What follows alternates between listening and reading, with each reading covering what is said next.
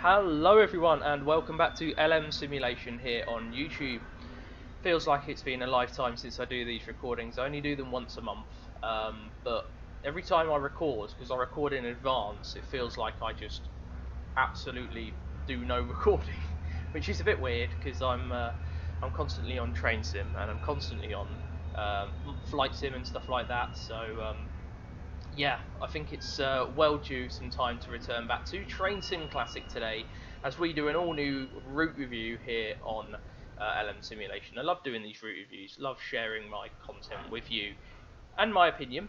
There's a lot of different routes out there that we haven't covered, hundreds of thousands probably, but today we're going back to Just Trains and we're having a look at a route that was released a hell of a long time ago.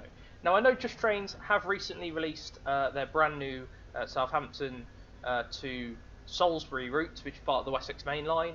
I've actually got that myself, so I will be looking at that in due course. I can't do stuff immediately after release, unfortunately, because I'm constantly running behind, but that will be coming soon on the channel. I also have a bit more of a pertinent subject that I want to just speak to you about very briefly before we launch this route review, and that is the future of LM Simulation. I've been doing this on and off now for over 12 months, and I feel that the channel has grown to a part where I'm really happy with it. Unfortunately, I have to shape it around my personal life and my work life, and that's where there are a few issues at the moment, unfortunately. As a result, and I do have a heavy heart to announce this, that unfortunately LM Simulation will be taking a hiatus from March 2024 until further notice. Basically, I'm going to try and record as much content as I can for it to carry on into into the summer. I'll do as much as I physically can between now and March. I'm recording this, it's the 20th of January when I'm recording this. But unfortunately from March, because I am relocating and I'm having to change my entire life round, I don't have any way I can guarantee content to you on a regular basis like I could. Big change in circumstances, so yeah, there will be a hiatus from March. I will try and get content done, so that doesn't mean there won't be any releases, but it just means I won't be here to curate releases and to basically be part of the full-time LM Simulation team. So I do apologise for that. I will try and get releases to you, but it's not guaranteed. If I can't get as many releases as I can, then that's up to that. There will be a route review of Southampton to Salisbury Wessex Main Line. That will get done prior to me leaving. So yeah, hopefully we can move forward with that. But today, subject of the video is going back to Just Trains. We do like a bit of Just Trains content. We're having a look at this today. So this is the Kyle line, Inverness to Kyle of Lochalsh. Approximately 1.2 gigabytes worth of route. It is a blooming big route given what it is, but it's not. If you see what I mean, it's not bang up to date, it's not brand new. It's actually something that's been out in Train Sim for a hell of a long time now, actually. But it is something I've been wanting to bring to you for a while. I've been exploring more and more of stuff in Scotland, particularly recently, with the recent releases out there from Rivet Games and whatnot that are getting stuff out for us. But this time we're having a look at the other end of Scotland, which is the top of Scotland. And this route is stunning. It literally is as best as you could get Train Sim when it was Train Sim 2016 or 2015, something like that. That's about when this was released. And this route is fantastic, and I really want to sell it to you because it is very much worth the £20.99 that is the investment in it. If you already have this route, then just enjoy it for the drive. But if not, head over to Just Trains' website. They do have sales on from time to time, and the Kyle line is one of those that is always usually part of their sales. So if you can't afford to get it now, please wait for the sales, but it will be worth it. We're going to have a quick look at this route with a self-made scenario, and let's jump into what we're going to be doing. So if I just get the browser to go away there, you can see we're in Train Sim Classic. We're going to be doing, obviously, if you've got the VP Deltic pack, which is no longer for sale, unfortunately, you would have these scenarios which are pre-built, the Freedom of Scotland ones. There's also Black 5 scenarios using the default Black 5, not the Bossman Games one. And you've also got 156s back in regional railways colours when they were first released. You've got ScotRail 156s have done it as well. Even regional railways 158s were included at one point, and a load of 37s. Of course, everyone loves the old 37s with the VGA packs. There's a shed there if you're interested in that sort of thing, but today we're doing this one here. 2 Hotel 83 10:59 Inverness to the Kyle of Lochalsh on a Sunday. This is a Sunday timetable. So this train leaves Inverness at approximately 10:59 and gets to the Kyle of Lochalsh at about 1:47 in the afternoon. It's 82 miles. It is a very long journey. I will be doing the first leg between Inverness and I'm going to take it to Garve, which is about the middle, I'd say. So that takes you to about 12 o'clock. And then I'm going to do a second part of the video, which is going to be all included in this one video, by the way. And that will go from Garve to the Kyle of Lochalsh. I am going to have to, because it's such a long route and there's a lot of attention you've got to give this game. I will be doing it in 2 parts. So I'm going to be filming this in the afternoon here in the UK time, and then later tonight, once I've had my tea, once I've settled down, I'll get the remaining distance between Garve and the Kyle of Lochalsh done. In total, including stops, 1, 2, 3, 4, 5, 6, 7, 8, 9, 10, 11, 12, 13, 14, 15. There's about 15 or 16 stops on this train between Inverness and the Kyle of Lochalsh. It is all RETB signalling, so Rail Exchange Token Block, whatever it's called, Rail Electronic Token Block, I think it is. So it's all done with that sort of thing. 158s operate on the route in real life, so we're just going to be taking a 158 on a simple stopping service to the Kyle of Lochalsh. There's no fast way to do this route. There's no fast trains that go to the Kyle of Lochalsh. It will take 2-3 hours, maybe 4 hours, regardless of what train you get on. It is a very slow line. It's not a fast line. It's very much like, I'd compare it to going up to Fort William. Very similar to that. You're not going to get massive speeds up. It's just there for enjoying the scenery. It's more of a scenic journey.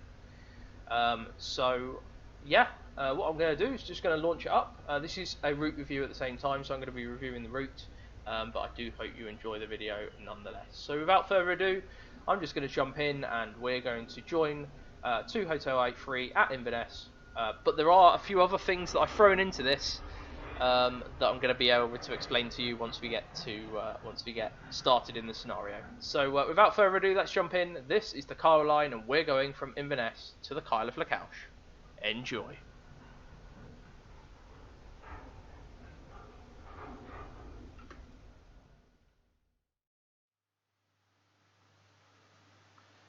Hello everyone, welcome to Inverness. So this gets us into the scenario now of going down to the Kyle of Lochalsh. So this is probably the first time you've seen Inverness in Train Simulator if you haven't got this route. I don't know if there are any other routes that contain Inverness in it. I'm not led to believe there are, and there were some rumours that Just Trains were working on further routes out of Inverness and in this area a few years ago. However, that was quashed, and unfortunately the Wessex Main Line ended up being the route that they would then go on to develop. So there is no further routes up here in the top of Scotland. We've got very limited sort of area. Notably, you can go up to, as far as I'm aware, Aberdeen, if you have got one of the old routes that you could get on UK Train Sim, but I haven't got that myself. I think Aberdeen Angus was one of the developers that did it, and that was a very long time ago. I'm talking about Train Sim 2014 or something like that. But yeah, so this is about as close to the top of Scotland as you can get without obviously going over to Fort William and Mallaig and all that lot. So let's have a quick unpause the game. We're cold and dark here in Inverness Station. Let's have a look at what we say. So, good morning, driver. Welcome to sunny Inverness. Make the most of this weather. It never lasts up here in the Highlands. You're working 2 Hotel 83 to Kyle of Lochalsh today. Get the cab set up and open your doors for an on-time departure at 10:59 and to our first stop, which is at Bewley. Note that some stops on this line are by request. That is correct, and are such not included in today's trip. So we're only going to stop at stations that are either by request and they've been requested by passengers, or just normal stops that aren't request only. Your PIS screen code for today is 133, so that's what I do immediately just to get ourselves set up. There we go, Kyle of Lochalsh, that's fantastic. I'm going to open up our window here. We've got a nice little HST next to us. And we've also got the window here to open as well. Rightio, so let's get the cold start procedure sorted. So I'll just show you what the cold start procedure is. Here we go. Right, here we go. So cold start means that the unit is in the following state with no main reservoir and brake cylinder pressures, so they're 0 and the engine is shut down. So we're just going to follow that guide now. So master key shift W. Let's turn this off for you, by the way, so we can have a look at this. Right, so master key with shift W. And then it goes on to say move the reverser to neutral by pressing S. S is not working. Okay, so that's in neutral. There we go, that's fantastic. So we've cancelled the AWS. Start the engine by holding Z until the engine start button illuminates. So it's on stop at the moment, so hold Z. There we go, that's wonderful. So the unit is now started up. GSMR starting up as well, all good. You'll now need to wait for the for the compressor to build the air in the main reservoir. You can speed up this process by turning on the compressor speed up switch. The compressor is directly linked to the engine, so when the engine revs faster, the compressor also does so. When the main reservoir reaches 4.5 bars, you have sufficient air to obtain a brake release and to get on the move. Ideally, you want to have between 6.5 7.5 bars, as if it drops below 4.5 bars, an emergency brake application will occur. After carrying out this procedure, you will have successfully prepared the unit from cold. So you're looking for 6.5 bars between 6.5 and 7.5, which is over here, main reservoir, not brake cylinder. So you want between 6.5 and 7.5, so you've got to wait. You can turn on the compressor speed up, which is this one here, and that will make it quicker. I'm not going to do that, not just yet at least. We'll have a little flick round Inverness first. But we'll set up our train to Weir 2 Hotel 83. If I can zoom in. Oh, no. 83. No, you're not working today, are you? 2 Hotel 83. I don't know what the signal number is actually, that's a good shout. 415. India 415. So there we go, that's us there. Turn off the tail lamps, day ahead will work. We can also open the doors, since we're going to be here now till 10:59, 10:58, 10:59. So we've got about 8 minutes just to have a flick through Inverness. Let's get a nice little screenshot there. So this is Inverness Station, as it is made by Just Trains. There are issues like the gap between the train and the platforms and things like this. Quality control back when this route was made was not what it is like today. So yeah, you've got the old First Great Western, welcome to Inverness. This route is set back when First Great Western, not First Great Western, sorry, First ScotRail were operating in the area. So, but I've kind of brought the, brought it bang up to date. So there you go. There's your HST. And we've also got a nice little departure board here where we've got even a service to the Kyle of Lochalsh. Look, Bewley, Merlevord, Dingwall, Garve, where we're going to be stopping, and then X is for any request stops. So you got, I'm going to make a absolute muller of these, an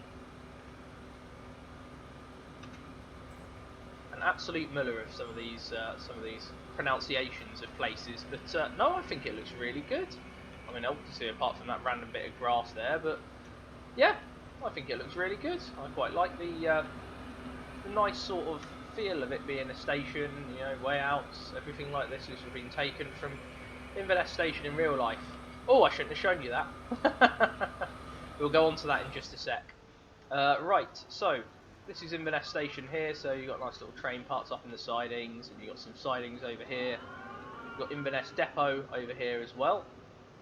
From the depot building where you've got some servicing areas, stuff like that. This is Inverness Depot here. We've got a nice little HST outside at Inverness Depot. Yeah, quite nice actually, to be honest. Got these floodlights and stuff like that. it's quite a big station area, that is for sure. Anyway, let's jump into to something quite interesting. Welcome to the Class 73. Yeah, we've had this in the game for a long time, but we haven't actually had a Caledonian Sleeper one properly. We've had a bit of a Muller of a diesel version of a BR Blue Pack Class 73, but it wasn't very good, and it was the old style 73. It wasn't the new style. So we've had some fantastic creations put up on Alan Thompson Simulation recently. One of them's been this. This is the Class 73, and this is the 73-9. They've also got GBRF ones that have been recently done as well, so you can do test trains with the 73-9s. Fully configured. They've got their own diesel. It's got its own cab as well, which I'll show you once once we do a little video on this at some point. But yeah, so that's brand new and exclusive. The HST is leaving. Bye bye. Off he goes. 43177, all ex-GWR HSTs. Bye bye. And he's off to, where are you off to? Edinburgh. So there you go, he's off. So yeah, we've got the Class 73. We've also got this thing, which looks fantastic. This is not a reskin singular, this is reskins plural. So some guy up at one of the new train sim sort of DLC websites has made this, which is brand new class 66. We've got 57 there going past us as well with the Northern Bell. It's quite nice. So yeah, he's made a load of GBRF reskins for nearly every single GBRF 66 as it stands now. So you've got the new Wascosa one, this is 66720. You've got 66734. You've got nameplates made for all the ones that have currently got nameplates.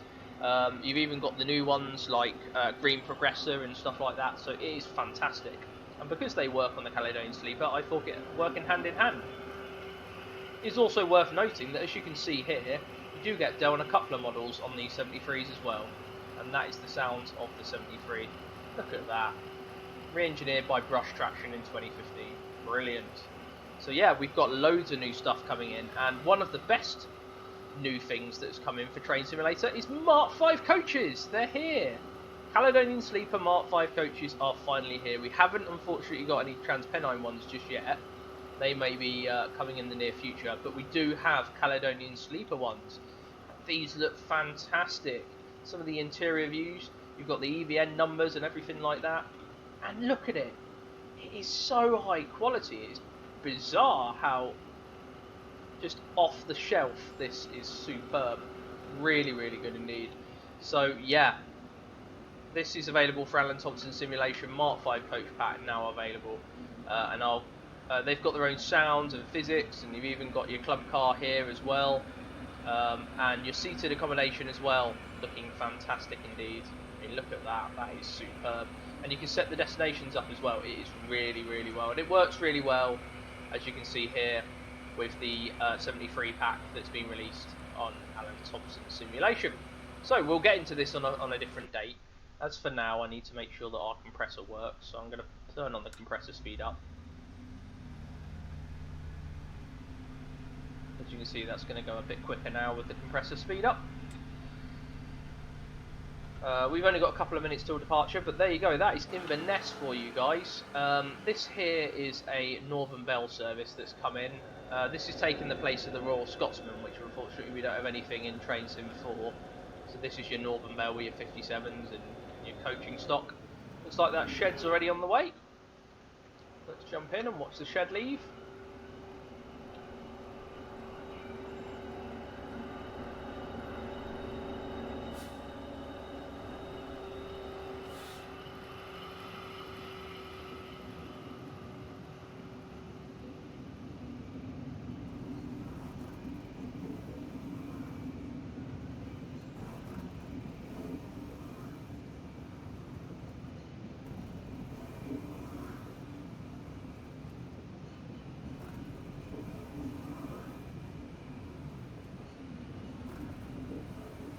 Yeah, they got all their own sounds, and you've got a nice little 73 on the rear as well. donut couplers included, everything included, looking fantastic. Now that we've needed that in Train Simulator for a very long time. So yeah, very happy we've got that, and very happy we've got Inverness as well. Yeah, we've got 6.5 bars. We can turn the compressor speed up off. There we go, lovely. Just going to turn the game sound up a tad just so you can hear it. Right, so we'll be leaving shortly for for the Kyle of Lochalsh, with our first stop being Bewley, which is in approximately 10 miles. We've also got the Northern Belle here, looking fantastic indeed. Just had that. I just wanted to add a bit of depth to it, really. You know, something else to the scenario that people can enjoy. Because there's not much AI on this sort of route, because it's all RETB and it's all single line. It's just going to be me. It's just going to be us and the train and the scenery. So let's head off to the Kyle of Lochalsh soon, and we'll see what wonders are in for us as we travel ahead. There's no this isn't a review of the 158, but the interior view is just standard. There's no real set interior view to these. One very weird thing that Mr. Armstrong Powerhouse did not do an interior view for the 158 EP, but he did for every single other EP he's ever done. A bit bizarre. So yeah, it's just the same interior for all the coaches. So here we go. Put us into forward. Activate the DVD drive entrance device.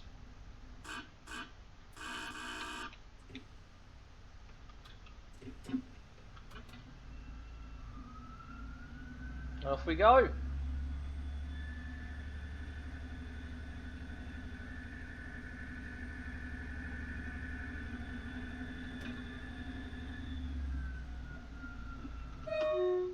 Nice little orange van over there, so get ourselves going. Yeah, 15-mile-an-hour speed limit, so I don't want to take it above 15. We've got a green. There's the Northern Belle. Don't worry, it's not off the end of the platform. There's another platform behind there as well.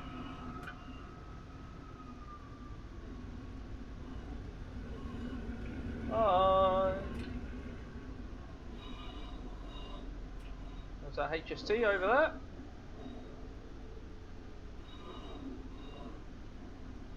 He's on the move.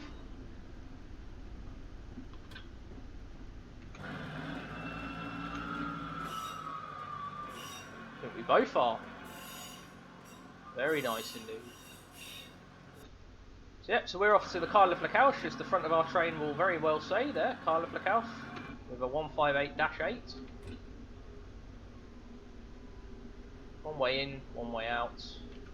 We'll have a look here. This is the route map, just so that you know. We go onto a single line here, just immediately coming out. Single line as far as Dingwall, and then Dingwall, which is here, you come off to the Kyle of Lochalsh line. You can go straight ahead, don't exactly know where that track goes, but then you've got the line all the way through to the Kyle of Lochalsh, which is down here. So yeah, got a lot included in this route, that is for sure.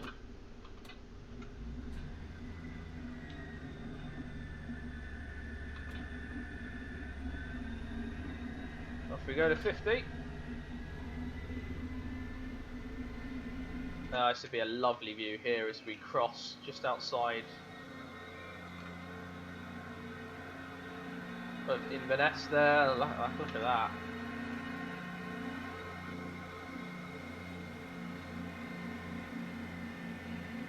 That's nice. Very nice indeed. We're high above Inverness, heading out to our first stop, which is Bewley. That's not a request stop. I can't believe it's 50 miles an hour when you're on this raised bridge area. I'd have put this at 30 definitely, but not 50. Now I've not driven this route in about 2.5 years, guys, not since COVID, when I was just bored playing around on Train Sim. I would do a lot of stuff like this back then, but certainly not since. So I am very intrigued as to see what we're going to find, and I can't wait to see what we're going to find as well. So our next stop being Bewley, Once again, in this first sort of sector of the route, we're only going to go as far as Garve, which is in 30 miles, and then I'll swap over and we'll do a new recording to go over to... Oh, there's a 10-mile-an-hour coming up. Must be a bridge crossing or something.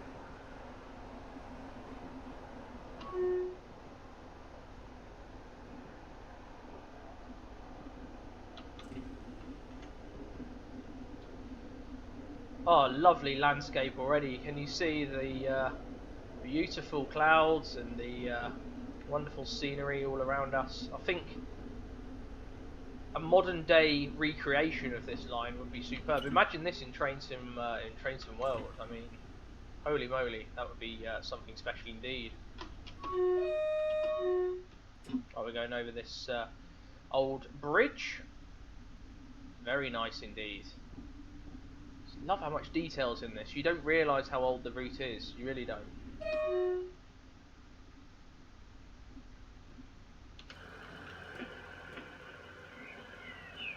There we go. And the crossing keeper there.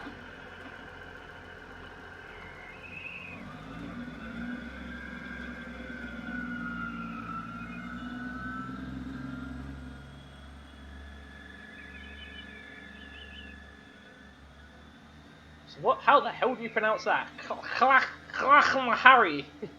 Sorry, I felt like I got something in my throat there. Sorry. Harry. Harry. Harry. No. As I said, I'm not going to butcher Scottish language by just trying to... the Gaelic language even, possibly. By just trying to pronounce some of these places. But that is fantastic. Really nice. Once we go, 65 miles an hour now towards Bewley. We're still 8 miles away. Our timings on real-time trains mean that we get to Bewley about 11:14 according to real-time trains, and it's about 11:04 now, so we've got another 10 minutes. So I would say it's quite a long distance to your first station, I'll tell you that. And Bewley's not a big station by any accounts. It's actually quite a small station. So as soon as you get out of Inverness, you're just straight into the old unknown, to the countryside.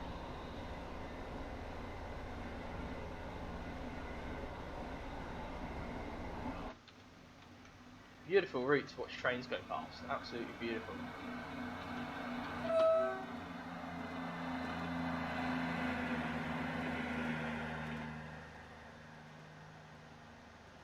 Lovely.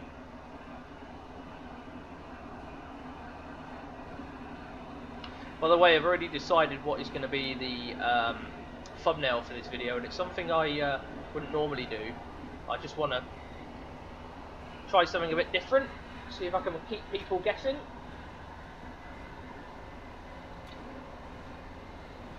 Looks like we're losing a bit of speed there. Might be going uphill. Yeah, 1 in 101 gradient, blimey. And then our speed does go down to 45 miles an hour, even though I wasn't even able to get up to 60. We're already going down to 45.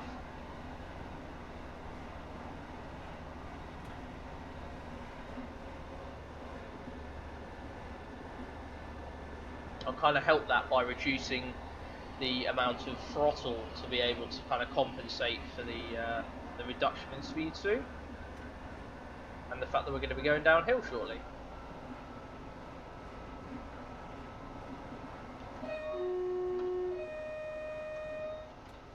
There's going to be a lot of requirements to do the horn, I reckon, on this route. There we go.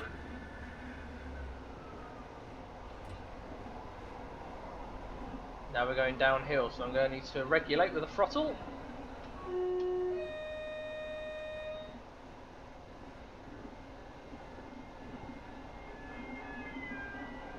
Lovely.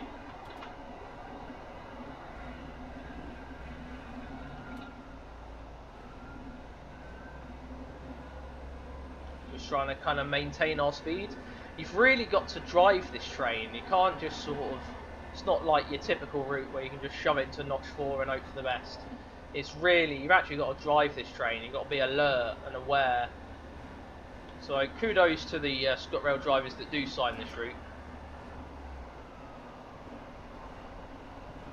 Honestly, they do a fantastic job, and they're very lucky to have this as their office window.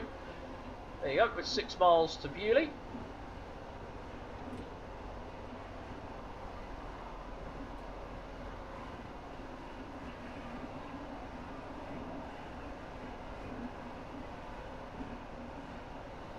We're gradually getting a bit. Let's put some brake in there.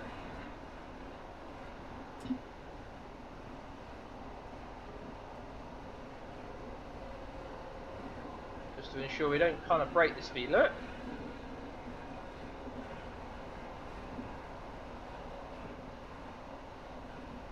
Now, as someone who doesn't sign this route, I don't exactly know where the stations are going to be. I don't know where the speed limits are going to change.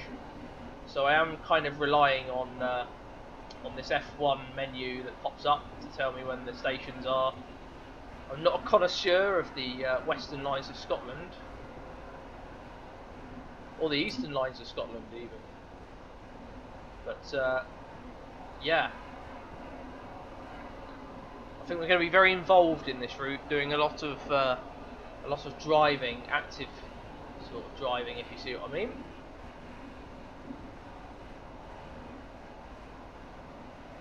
I mean, I can't complain. Our view is very, very nice. The passenger's view is just as nice. I mean, look, Pensive Man is even enjoying the view there. Look at that, beautiful. We haven't got any speed limit changes, so I suspect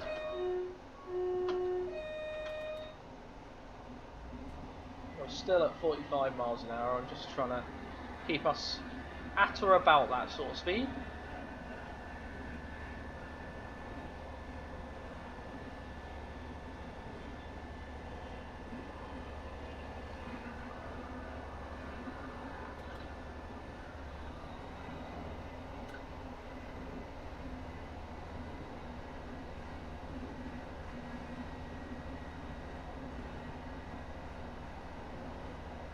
Well, it looks like an old station there, perhaps. There's an old platform, that's for sure.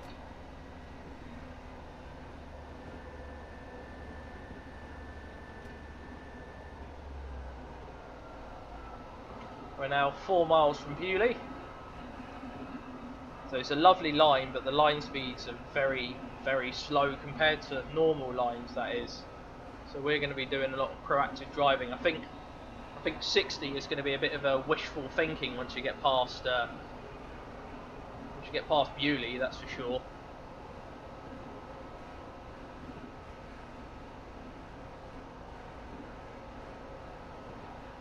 But this route is stunning, really. Already it is fantastic. On either side it is absolutely superb. And to be able to do a full cab ride in this is very lucky indeed. I can only imagine. I know the Bellman Royal Scotsman comes round here as well.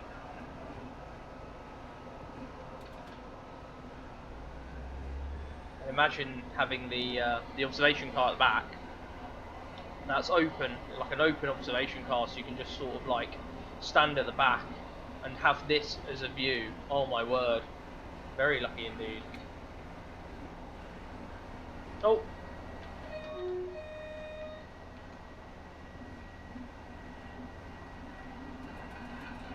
I'm not entirely sure what that sign means.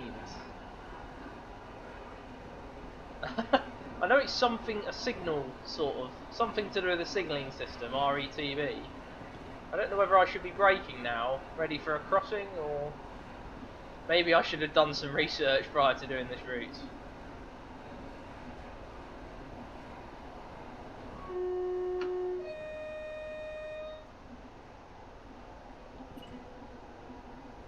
I feel like I should be slowing down. I don't know why, but there's a crossing there, but there's no issue. I really do feel like I should be slowing down. Is there anything really in the distance? Any car crossings, anything like that? Oh yeah, there is. There's a stop sign. There's a big red stop sign here. I knew something was coming up. So is this where we've got to get a new token on our RETB that isn't even here?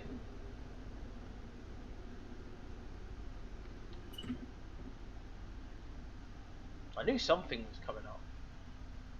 Yeah, it says stop. I think this is this if you've got like a half token or something. Obtain token, permission to proceed. So now you'd normally obtain the token, but drivers who are in possession of a long section token may proceed anyway.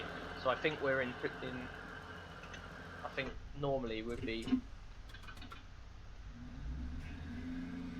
There you go. So that's kind of like you're entering the next signal block, let's say. It's all done electronically.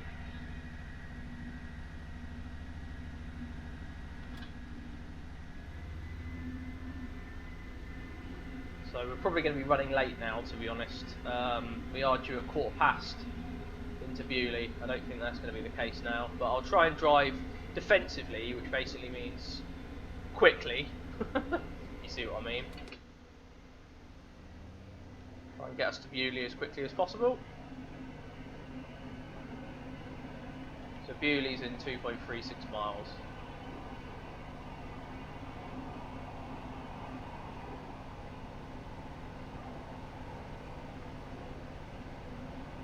Yeah, giving it max revs now at notch 7. Really feeling it.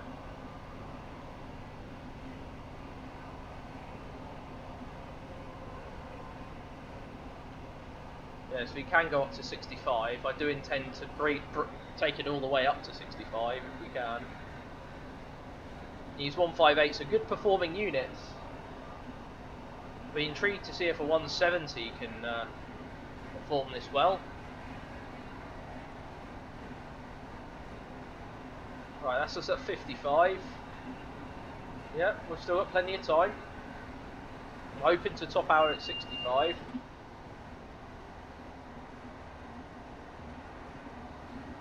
So that's us at 60.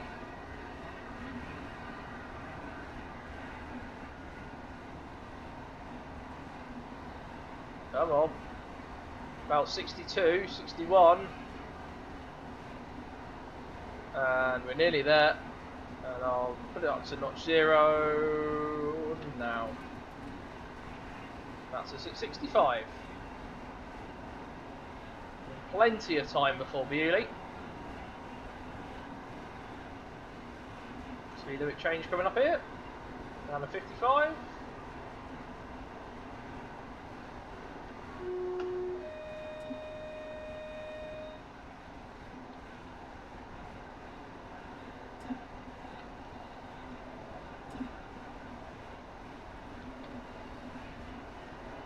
Right, coming up to our first station calling point, which is Bewley.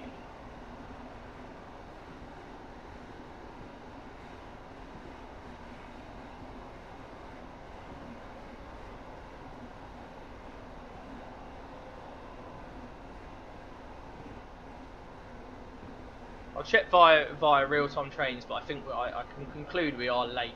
That is for sure. Over the bridge and into the nice little village of Bewley. I know it's only a small platform, so I do want to just be ready for that. And it pops into view.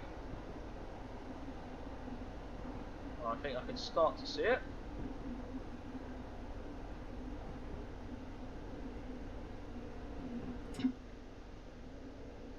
Well, I say start to see it. Yeah, there you go. There's Bewley. The platform used to be much longer by the looks of it. Obviously cut it back. Or maybe that's a platform on the other side. I'm not entirely sure what we're approaching here. Is this a station or is this disused? It looks disused to me.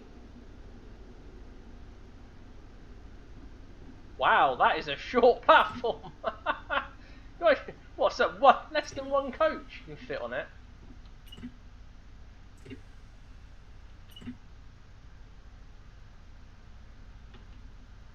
No, it's not even going to let us open the doors, is it?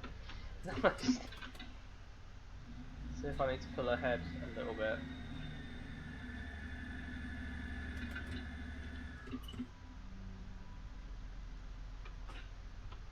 No, Why just won't let me open the doors?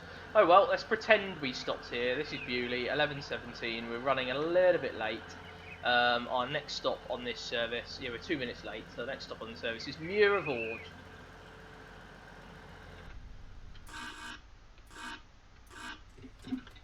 Alright, let's get going. Bye, Bewley.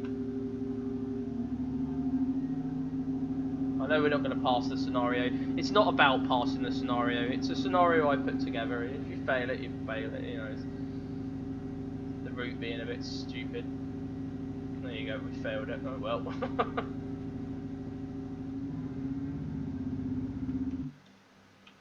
Here we go. Powering away from Bewley. I can't imagine that they must get much interesting traffic around here.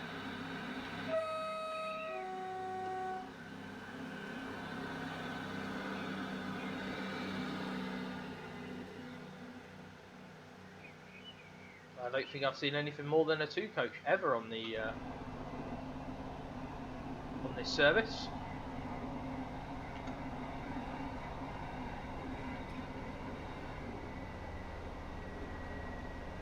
So our next station is Muir of Ord in 2.53 miles. So now the stations start coming in thick and fast, which ain't a bad thing, to be honest.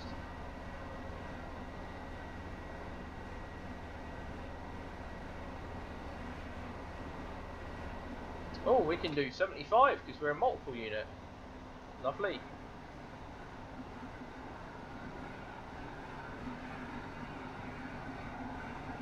Let's see if we've got enough time before Muir of Ord. This unit performs very well, so I don't. I'm not hesitating that we might be able to. Well, we're not even at 60 yet, so.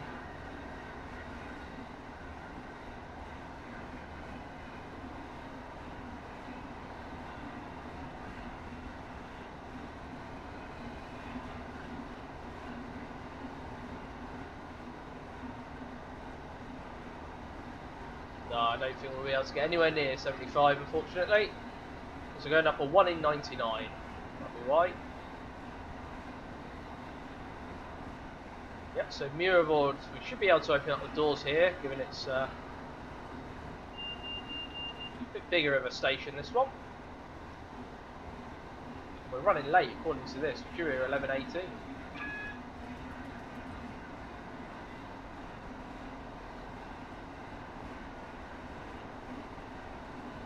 Right, we're in possession of the long section token. We should be okay. We're not in possession of any token, to be honest, but for all the intents and purposes, RETV only works on one route in the entire game, and that's a bit unfortunate. That.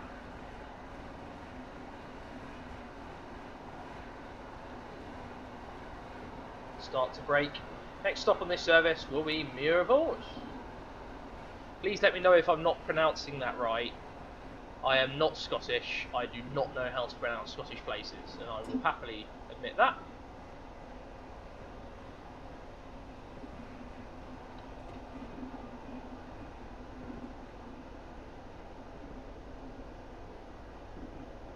That's just down to 30. Oh, looks like we've got a couple of platforms here at Muir of Ord. And that one looks very much disused, that track. Doesn't look like there's been a train there for ages. Oh dear, we've got one of these.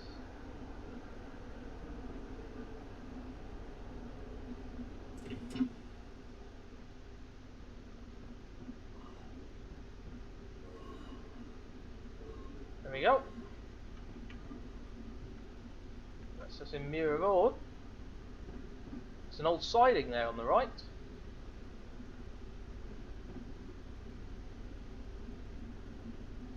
Now the stations aren't too extravagant here. I think if this route was made now, you know, present day, I think there's a lot more assets available for routes like this. So I think it would look absolutely superb, and I'm looking forward to the Wessex Main Line from Just Trains.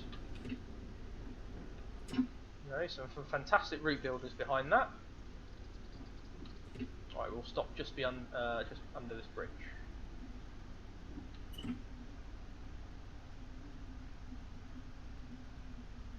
There we go. Lovely. Open the doors. 11:22 in Muir of Ord, and we're due here out at 11:21, so we're only 1 minute late now, so that's not too bad. Making back the time nice and quickly. Still got Conan Bridge, which is next, before Dingwall, and we're due at Dingwall at 1:30, so hopefully we're nice and quick here off Muir of Ord. We're going to fail again, though. I know what this scenario is like. It's not very... it's quite harsh on the timings. 11:18, that's quick. Very quick. Not even real-time trains can match that.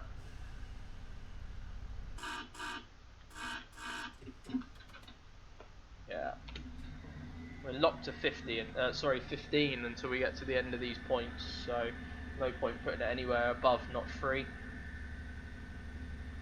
In fact, once we get to 10, I'll be putting it in notch 2, or nearly notch 2, nearly 10. There we go.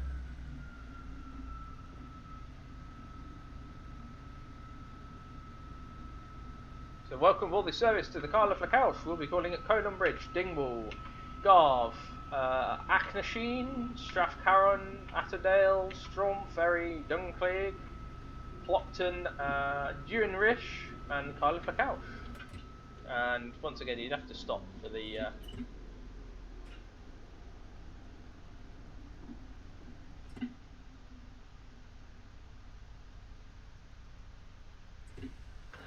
what are we stopping for? Are we stopping for any reason in particular, or just want to read what these signs say? Obtain token to proceed, right, blah blah blah blah blah, obtaining section token, blah blah blah blah blah, yeah, we got token, we're good. Right, okay, that's what you do in real life.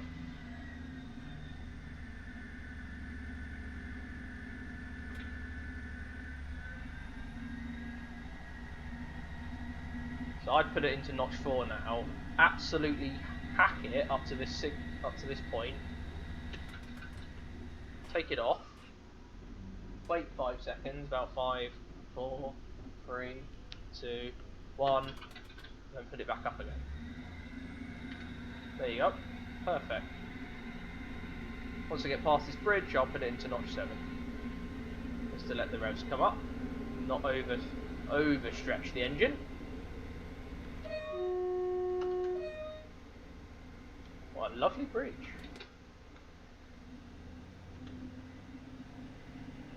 Our next stop is Conan Bridge in just under 3 miles.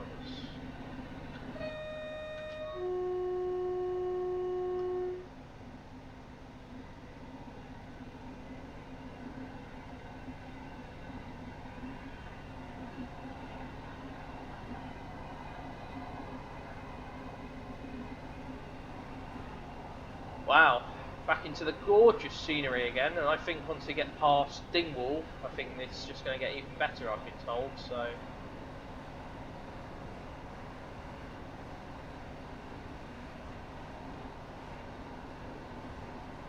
So our maximum speed 65, but I think it says 75 if you're at MU, which is what we are.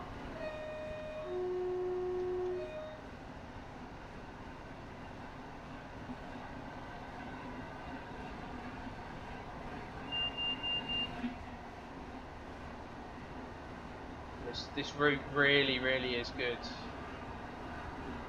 I can see, by the way, this video is going to be extremely long, so I do apologise. There's no way you can cut it down. This is a very long route, and it does require a lot of concentration to drive it.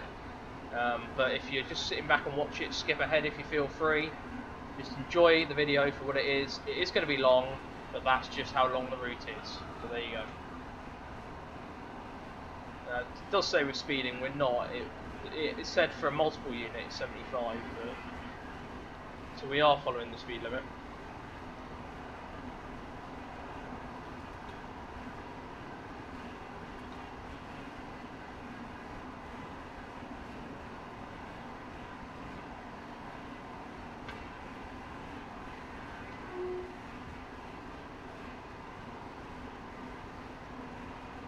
That's us at 75.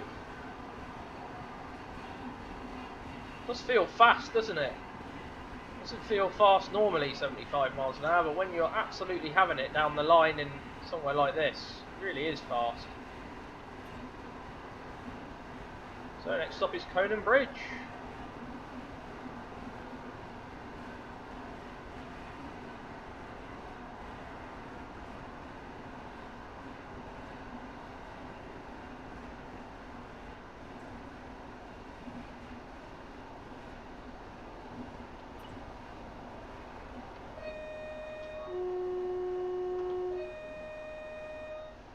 A lot of these whistle boards around.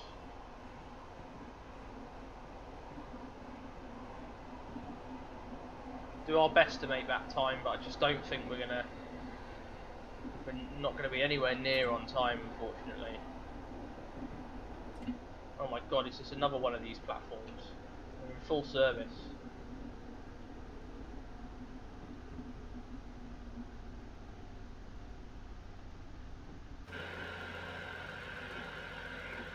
Yeah, oh gosh. Oh well. Pretend we're loading the passengers on here.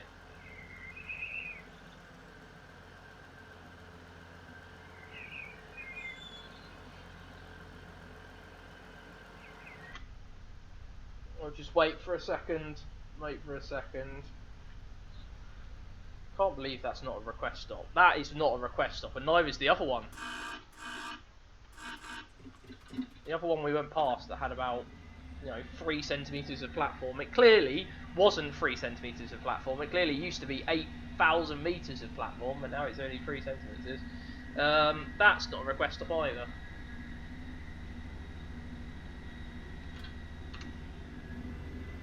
Right, not putting it up to notch 7 on the basis that we're going down to 40 miles an hour soon, and our next stop is indeed Dingwall. We are due there 11:31 to 11:34. We're probably not going to arrive now to 11:34. Real-time trains has us down for Dingwall 11:33 to 11:34. So there you go.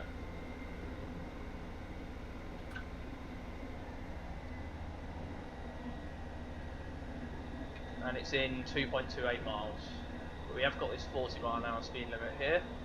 Although it is different if you're in a multiple unit, apparently. It's 50. Right, let's get up to 50 then.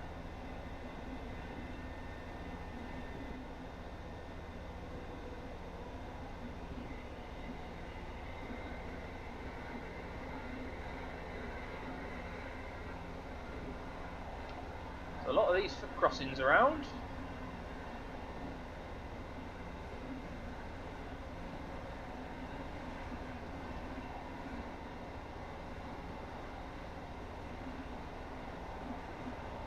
Speed limit change, yep. So 65 in a sec, that's good.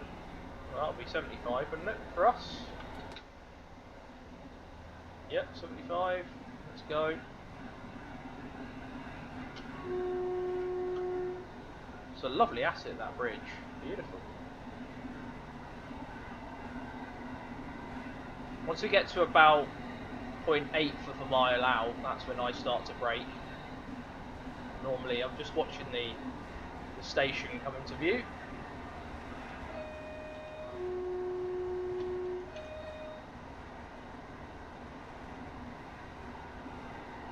I'll be able to get up to 65 before we have to worry about the station. AWS.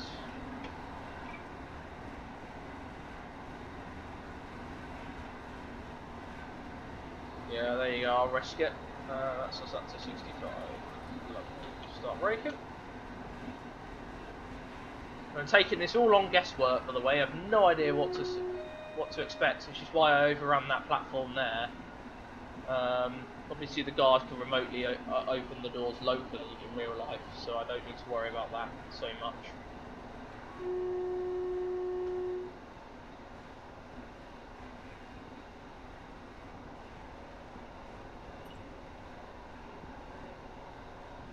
Here we go, this is Dingwall.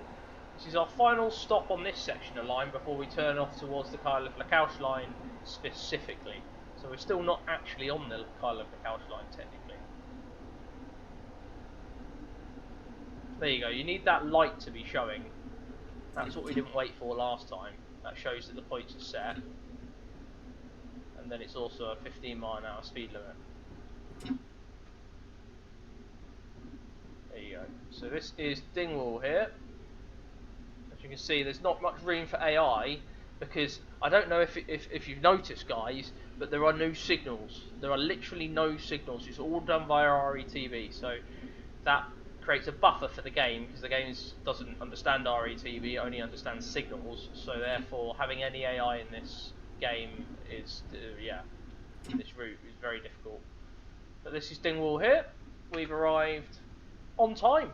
We are on time again, guys. That's brilliant. Lovely news. Let's bring us to a gentle stop here.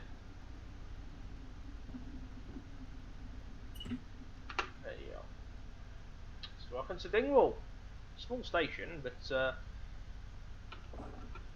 very important to the local community. I have absolutely no doubt. If you have a look on the map now, we're here. The line does continue this way. Not too sure what is north of Dingwall there. Someone could probably tell me. Whether that's Wick, Thurso, that sort of way. You know what, I think so. Or maybe not, I'm not too sure. The line out of Inverness goes two ways. You can either go right to Perth. This is a line here that I assume probably goes to Wick and Thurso. I'm not entirely sure, but there's a line here. If you could let me know where that line goes, I'd be very, very grateful. So we're due off at 11:34 from Dingwall, and our next stop is Garve, where I'm going to stop the video because it's yeah. Well, I say stop the video. For me, it's going to be two separate recordings. For you, it's going to be one through recording. So yeah, but I'm filming this two separate times because it is a very long route, and I know it's going to be another 2 hours from Garve all the way to the Kyle of Lochalsh. So. It's a bit like I took the train from Fort William to Glasgow, the 156. I took it throughout the entire journey, and oh my god, you're not actually going that far, but it feels like you've crossed a continent. Honestly, there you go. And Garve, it's not for another half an hour. Have you seen that? That is how big this route is. So yeah, we're only doing 11 miles, and somehow it takes us nearly, well, over half an hour for the looks of it.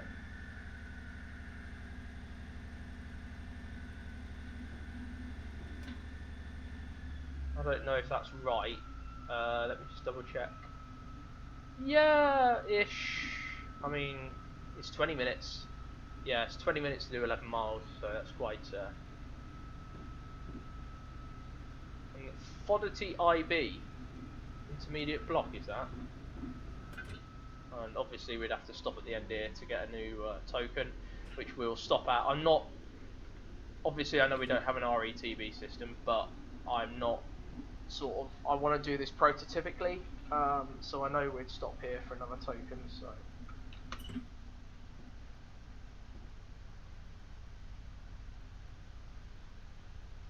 there we go. Right, so now I'll get on the phone, blah blah blah blah blah, da da da da da. Obtain new token section for the section Dingwall to Garve, Dingwall to Garve, section token received, section token received. Lovely, let's go.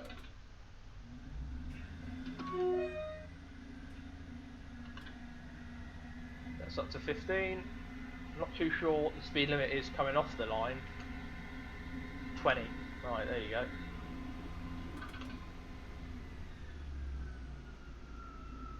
And that's us at 15 now.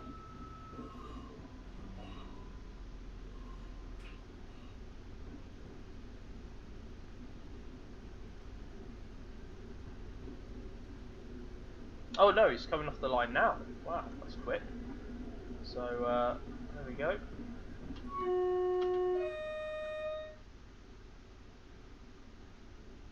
We've got a 40 and then a 20, interestingly, so there must be something else coming up that requires our speed to be nice and low.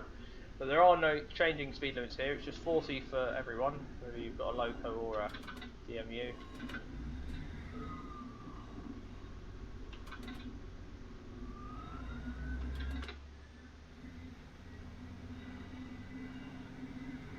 I have absolutely no doubt they'd probably take it all the way up.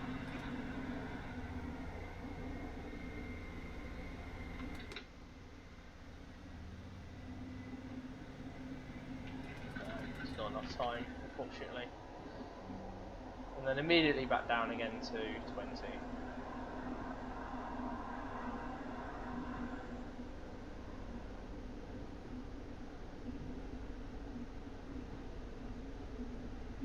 There you go. Oh, it's one of these. Gotta wait.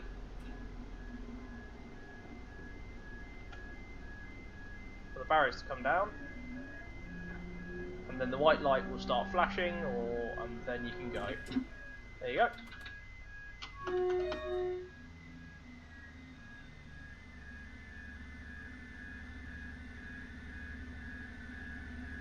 And it's only 20 while you're crossing the crossing. There you go, that'll be white. I love those types of crossings. Keep you alert, they really do.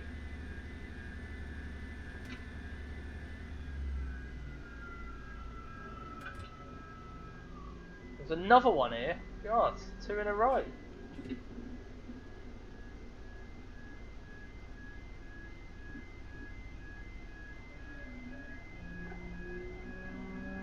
Down the barriers go.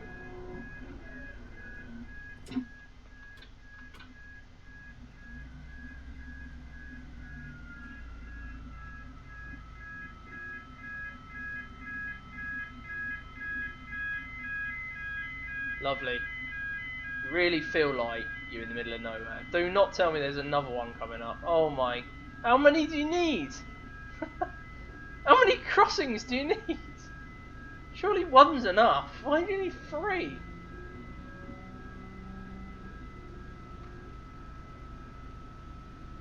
That must be a mistake. There can't be another crossing coming up as well. I've never done this line in my life. It's bizarre. There is! Oh my gosh. But the barriers are already down, so that's good. Oh, this is CCTV, this one, isn't it? Oh, no, they're not. They've just gone up. Oh, for God's sake. This route is a nightmare. This route is a nightmare. Thank God I'm not an actual train driver. I'd be going berserk at this point, going, what the hell is the crossing doing? The light was flashing, I saw that. So the barriers have gone up to then come back down again, so maybe there's a fault with them. There you go, now we're going to go.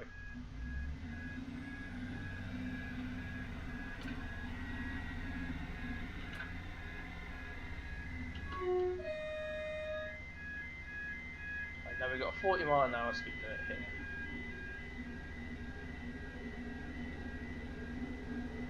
No wonder it takes 25 minutes to do this little section.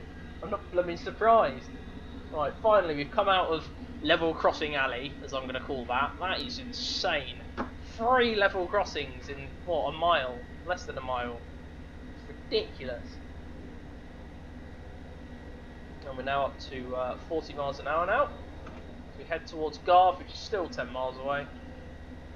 And we get even slower in a minute, so as you can see, it's not a fast line.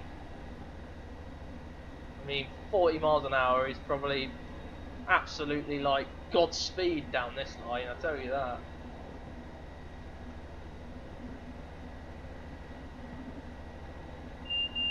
That being said, according to real-time trains, we're due at Garve soon. Which is interesting. I'm not entirely sure how. If this is how the line is. So.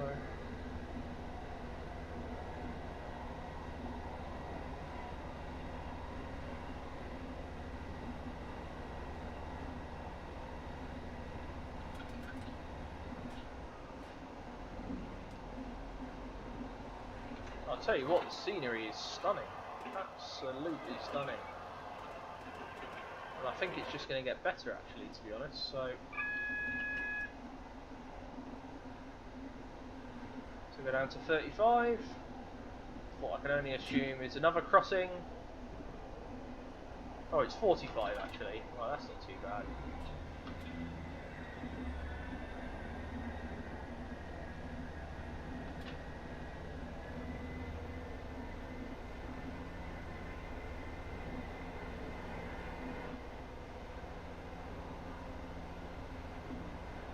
That's just at 40.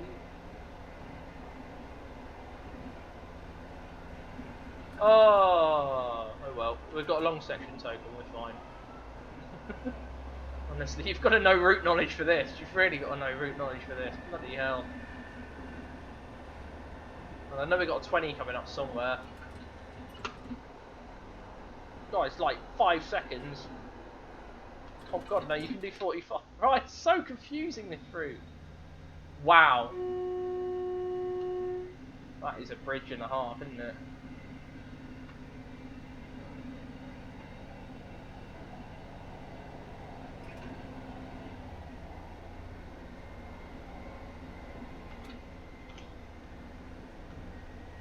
So where are we? We've only done from there to there. This route is something else, isn't it? God. So no, you can probably see why I'm not going further than Garve in this session. It's just absolutely relentless. Honestly, you've actually got to like proactively drive as well, and it's for hours on end. It is probably one of the most challenging drives I think I've ever done in this game. I will happily say that to anyone. Mallaig is similar. Doing Mallaig is also very similar.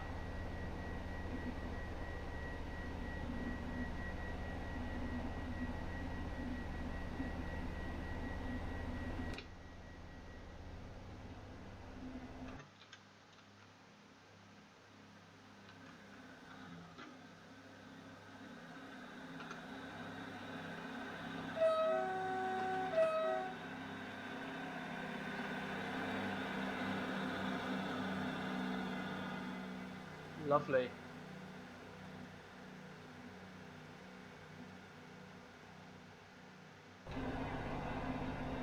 Nearly at 40. So where is Loving Hell? Garve is a one hell of a distance, isn't it? That's only 8 miles. And according to real-time trains, a normal train would get to Garve at 11:56. So that's in 10 minutes. See if we can do that. I'm not entirely confident we can, but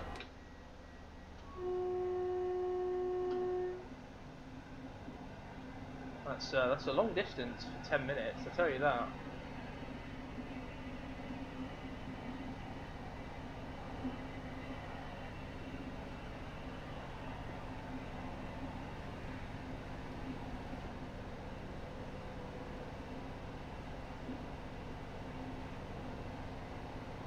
Nearly at 40 already, wow. Just wow.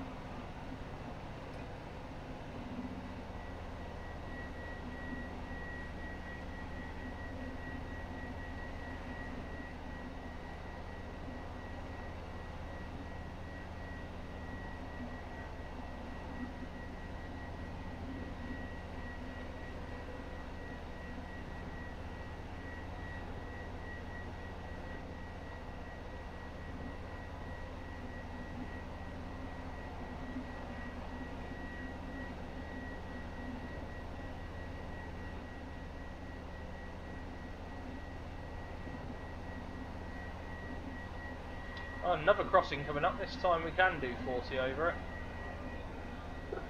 Oh, bugger. Oh well.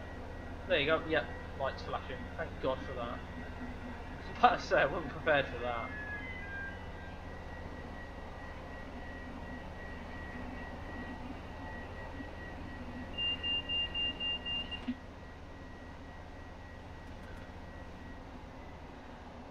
Right, let's get back down to speed.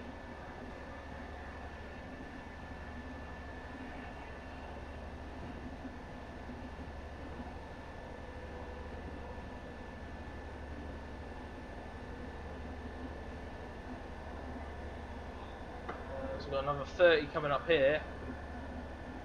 Garve is still quite a distance.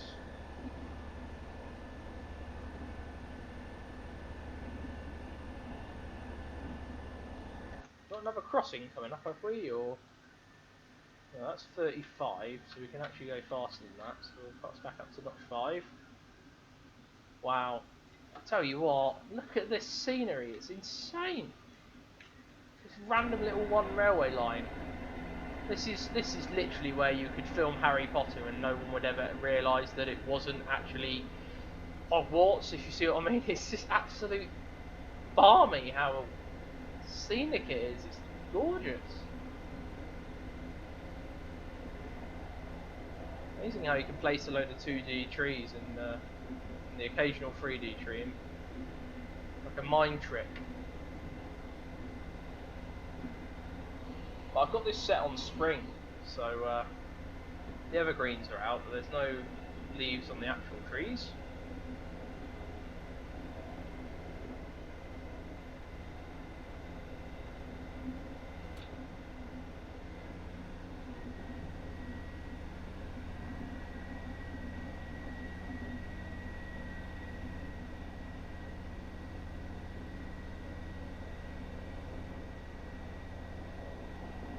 Tell you what though, it is a fantastic route for the time period it was set in. I mean, it's not, compare this to the sort of stuff that comes out today. Obviously it's nowhere near you know, your Midland Main Line and you know, obviously the upcoming Wessex Main Line, stuff like that. It's nowhere near as good as them, but it is very good for the time it was made.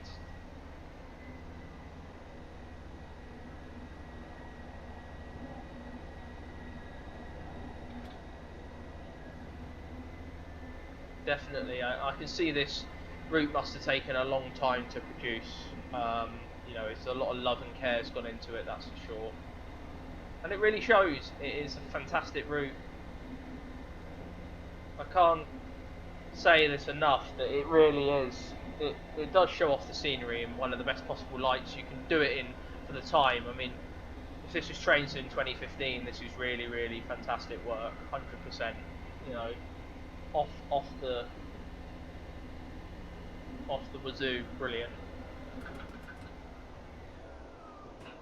Now we'll go downhill. I just want to be wary of that 20-mile-an-hour speed limit that's coming up, which I can assure you will be another crossing that we've got to wait for the white light to flash or whatever the stuff is. So I'll put the brakes on so that we're aware of it.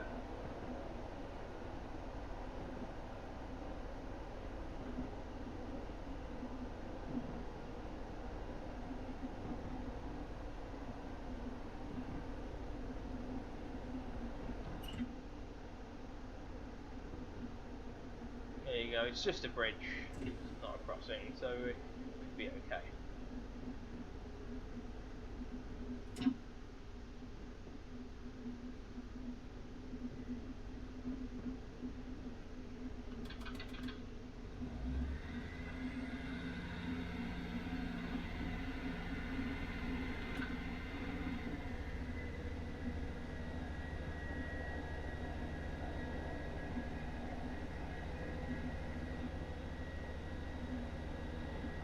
Garve is the next stop in 5 miles. We're getting down there, we are really getting down there now. Another blooming speed limit change shortly.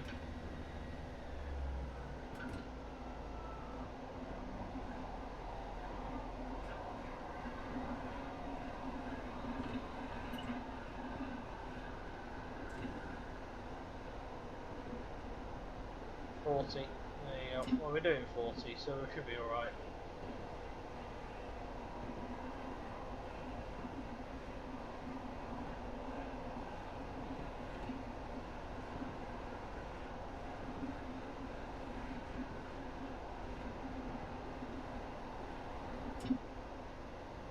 I don't think there's much use making a GSMR emergency call in this area. I don't know how far the signal goes, but this is really out in the sticks, this is. So I'd hate to make a GSMR emergency call out here.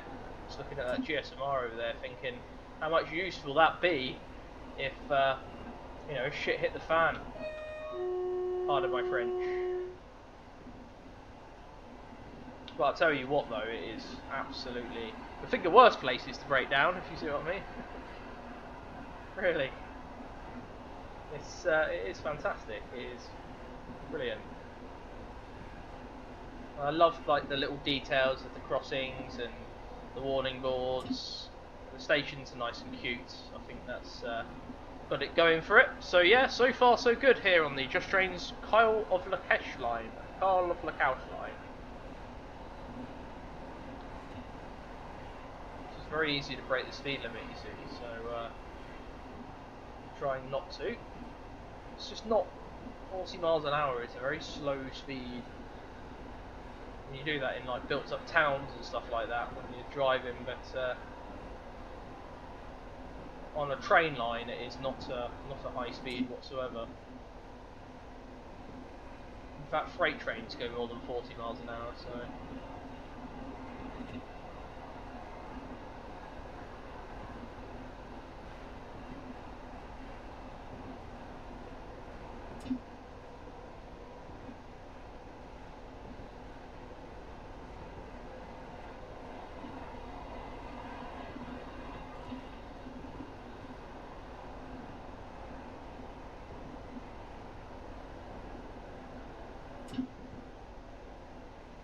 How far have we got now? I don't know where it is. It's all the way over there by the looks of it.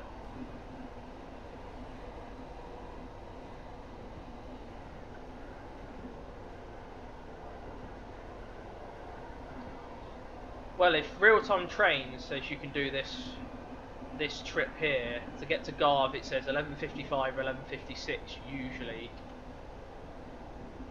Yeah, I'd say that's about right actually, to be honest. I don't know what this saying 12 o'clock is about. Won't take that long, surely.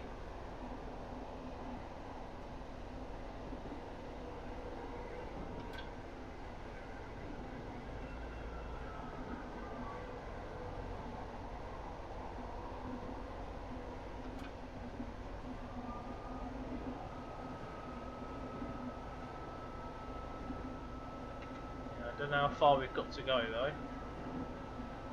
So we're heading in completely the wrong direction at the moment.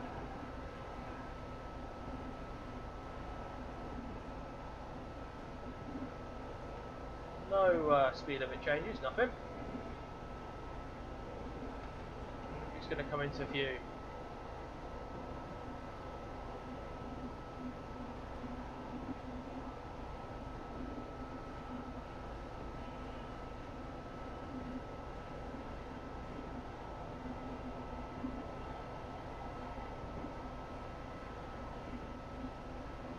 There you go, 2 miles to go. Not too far then.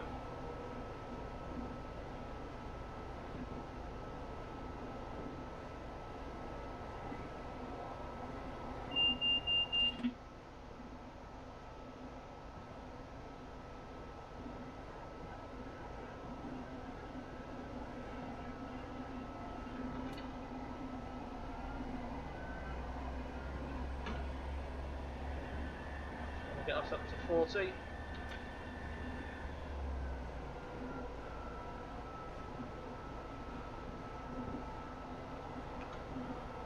you go, we've got a bit of Garve station coming up there in the not too distant future. Feels like I have to talk about months and years when travelling to stations on this line rather than minutes and seconds.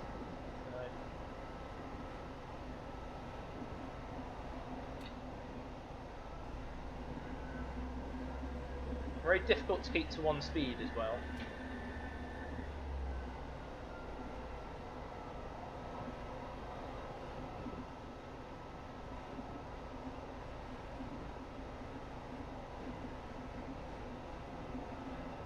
Credit where credit's due.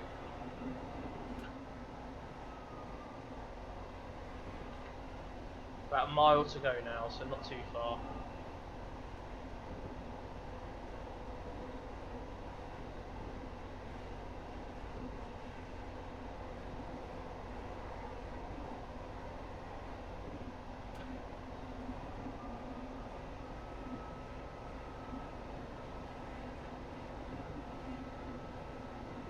Here we go, this is the outer distant marker for the station.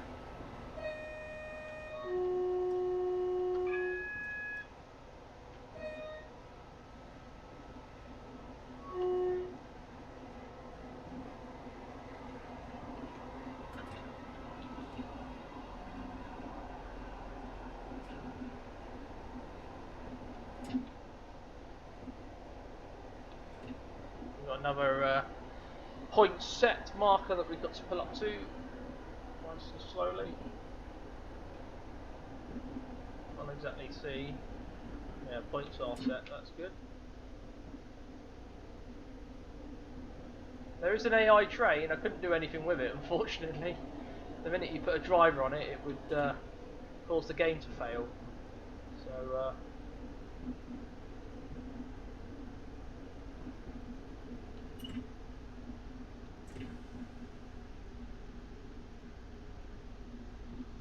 there you go. So this is Garve. This is basically as far as we're going to go in this first segment. And the second segment will be launched momentarily after we arrive.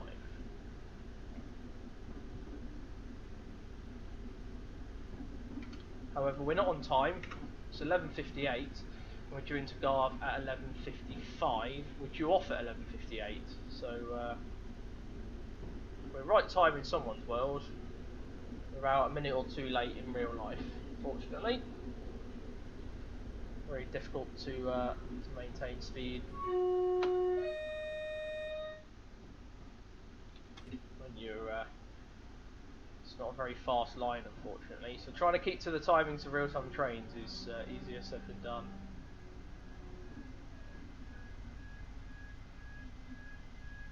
And you have to get a new section token here anyway, so.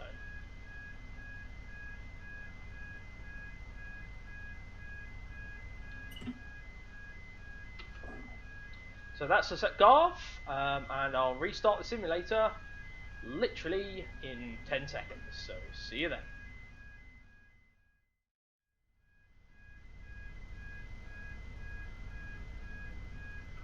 So we're back, guys, and it's time to continue our journey. This time we're heading on the second part of quite a long trip. For you, it will have taken a matter of seconds, but for me, that was quite a number of hours. We're just going to leave our stop here at Garve, and our next stop is Add-ons, and that's in 16 miles, so that's quite a way.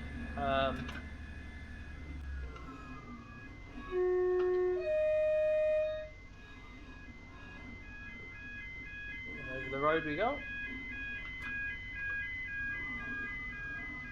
Yeah, so normally this service stops at Lochalsh, Acknalt, and then Add-ons.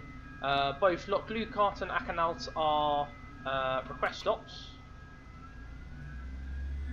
so we're not stopping there. As I say, we're only going to stop at mainline stations and a few request stops just to make it look a bit more prototypical. That's later on in our journey when we get closer to the Kyle of Lochalsh. For now,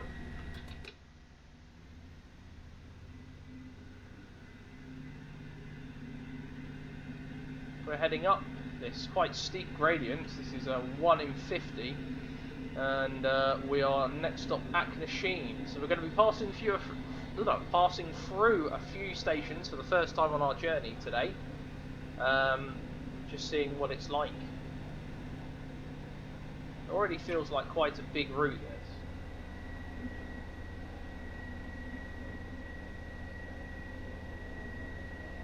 I really feel like I've done a lot of miles, even though, you know, it's weird. I don't. I know I haven't actually gone that far, but I really do feel like I've covered a lot of ground in this route already. You really feel like you're actually going quite a distance, which is unlike a lot of routes at the moment, especially in Train Sim World 4. Those routes are very, very small in comparison to these ones in Train Sim Classic. So yeah, according to real-time trains, we are running a little bit late, unfortunately. Hopefully, skipping these stops at Lochalsh and Acknalt will give us some time back. Although you're not really due there for much time each, anyway. So our next stop is, as I say, Add-ons. At that point, you will have travelled approximately, because you can look at the distances and miles and chains. Add-ons is 46 miles, 48 chains from Inverness, so we will have done 46 miles. And it is roughly, I'd say, the halfway point, because it's 82 miles with 40 chains. That's how far the Kyle of Lochalsh is from Inverness. So if you don't know what chains are, I'd hope you know what miles are, but if you don't know what chains are, have a look in the railway sort of dictionary. Chains are a unit of measurement used specifically on the railway. Very similar to how in horse racing they use furlongs. They use chains to measure in the railway. So if you work on like P-Way, S&T, anything like that for Network Rail, you're likely to use chains as a form of measurement in nearly everything you do.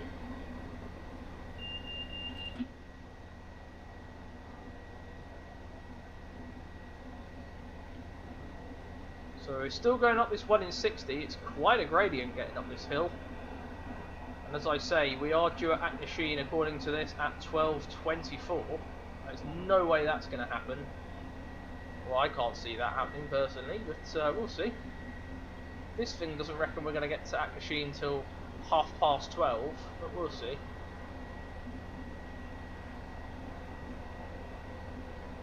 $12:24 seems about right, yeah.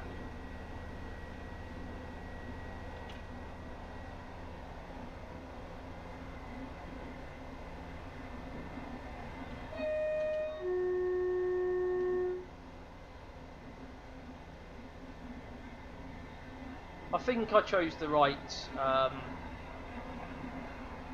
chain. Look, the right train. I'm getting confused now. Even myself, you can tell it's that late at night. I think I chose the right train for this. The Class 158 is a very capable unit, and I think had I have chosen anything else, I'd probably be either not prototypical or I'd be struggling with power and stuff like that. I've had a lot of issues where I've taken that Class 73, that Caledonian Sleeper one I showed you earlier, I've taken that on a lot of routes and it is very underpowered, definitely. I know the real life ones are very underpowered as well, but more than I would have thought. Yeah, I'm just going to stop us there just so that we can lose speed naturally as we go down the hill.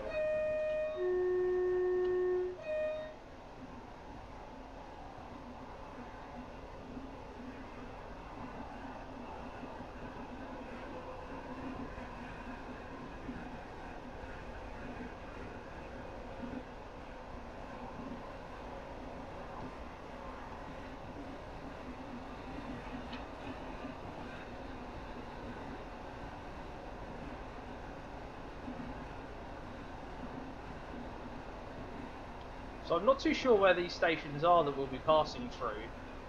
Lochalsh is a very, very poor pronunciation of our next station that we'll be passing through. That's a request stop only. I'm sure we'll find it at some point. Can't be too far away.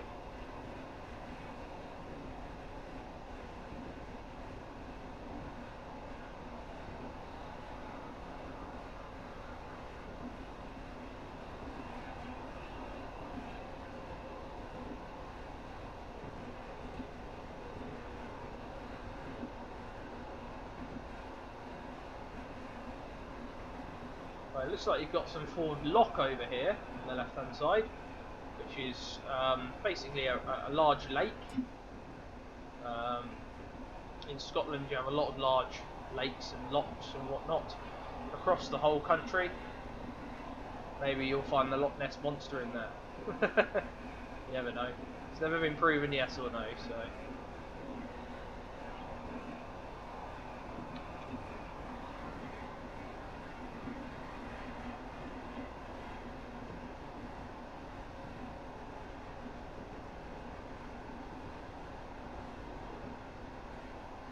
Very windy, bendy little route this, isn't it?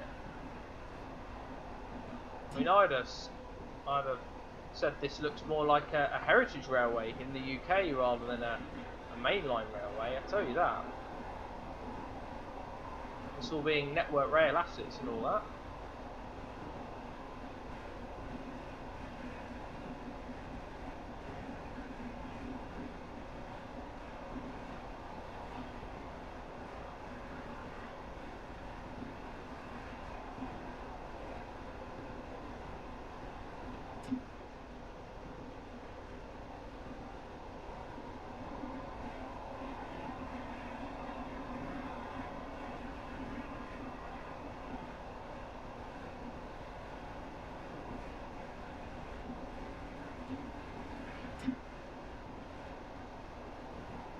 Bit of a bumpy ride, isn't it?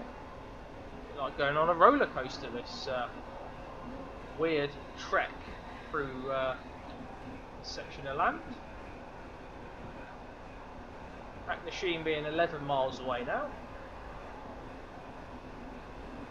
Really doesn't feel like we're going to find the Kyle of Lochalsh anywhere on this line, I can tell you that. Feels like we're in the middle of blooming nowhere. Ah, Lochalsh, or it must be whatever the hell this station is.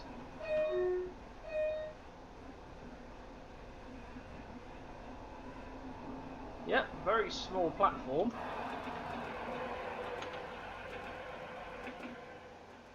Lochalsh. Must be referring to that lock over there. As I say, that is 12:08 we pass through there.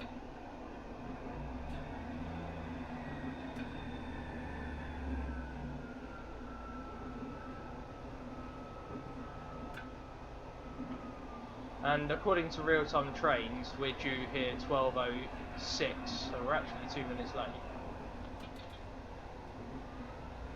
We've not really been on time for any element of this journey. I don't know what exactly I've done wrong, but maybe I stopped at too many token points.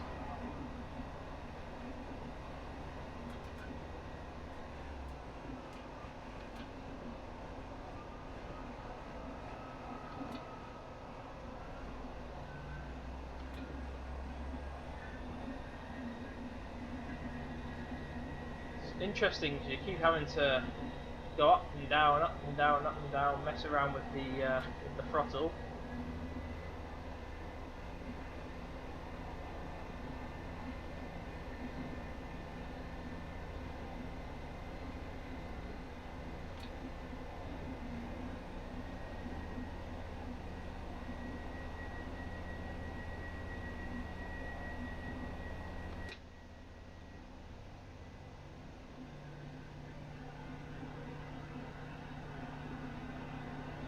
So use full power to get up here. What are we going up? A 1 in 50, yeah.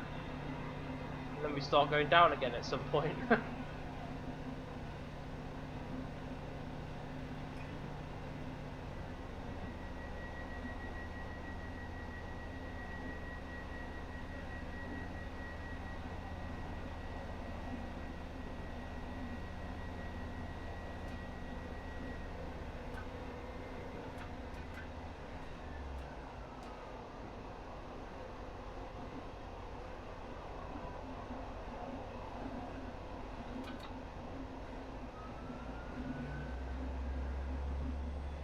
I tell you what, the scenery is second to none. It really is. I mean, look at that. Wow. That is gorgeous. Absolutely. I'd love to do this line in real life. Absolutely, I'd love it.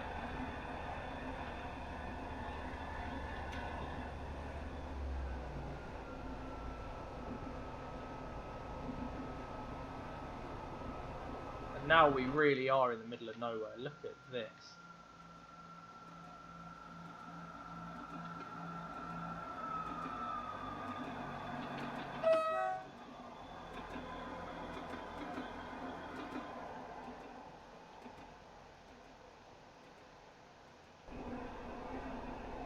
Yeah, speed's creeping up now.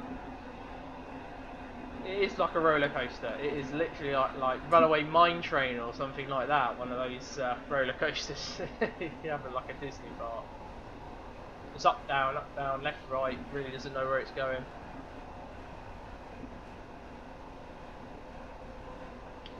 Right. That machine's only 8.5 miles away now, so we're not doing too badly. We're due there 12:24. It's 12:12. So we've got plenty of time. Although we do have some speed restrictions coming up in a minute.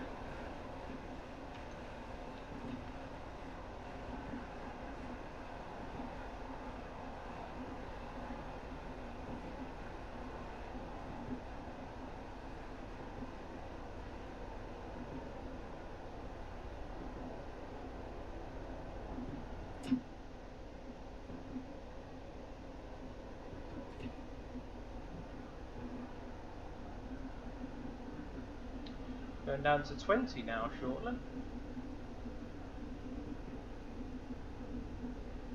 Very slow speed.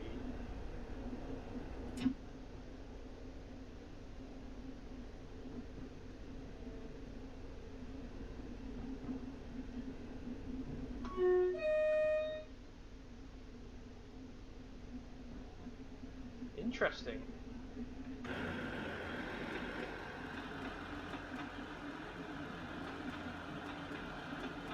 This is one hell of a bend, I can tell you that.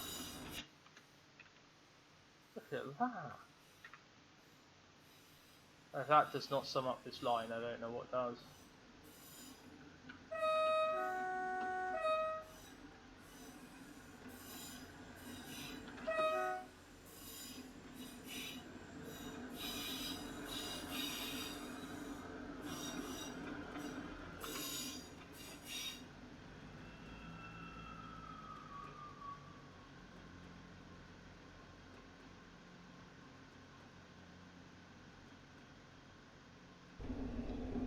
Oh wow.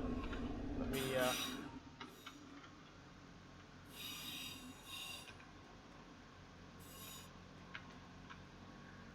that is stunning. Absolutely stunning. It really is. Wow.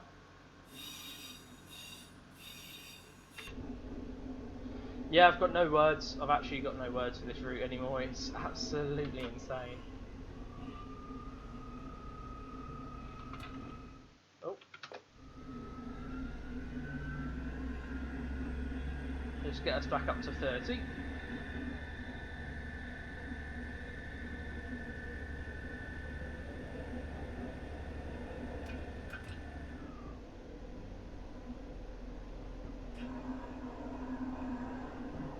And then 40.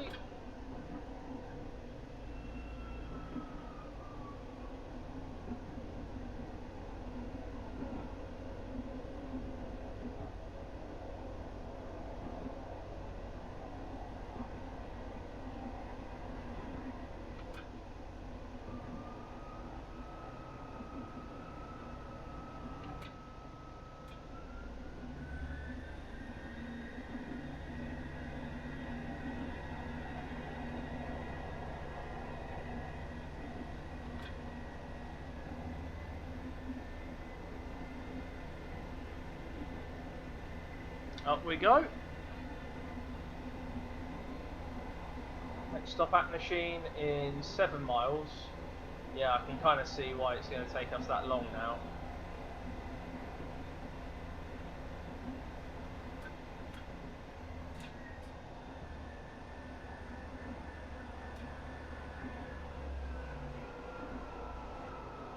Oh, we've got another 20 coming up.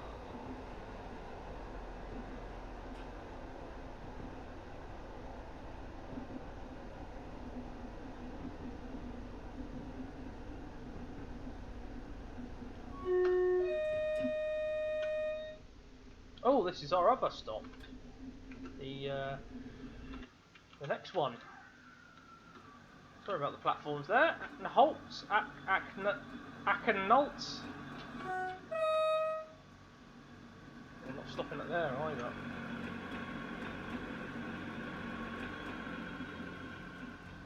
That was 12:16. Just checking the timings to make sure we're still on time. So Akenholt 12:13. Oh jeez. What time is it? 12:17. You've got to be that late. I didn't realise that.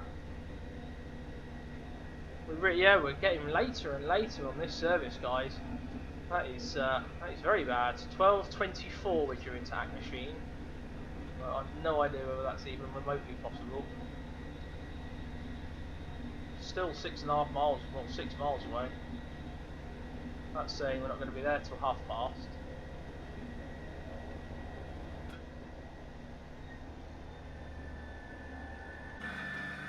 Well, I think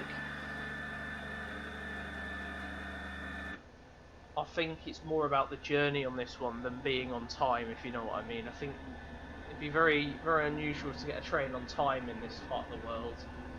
be more likely to get a train that's actually running and gets you to where you need to be vaguely within the time frame that they give.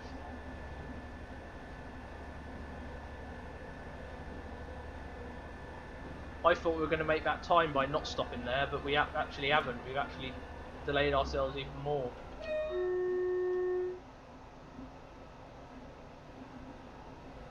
I desperately want to be on time into Add-ons, but I cannot see it, unfortunately, guys. Still 5 miles away, 5.5 miles, and it's nearly 12:20, so...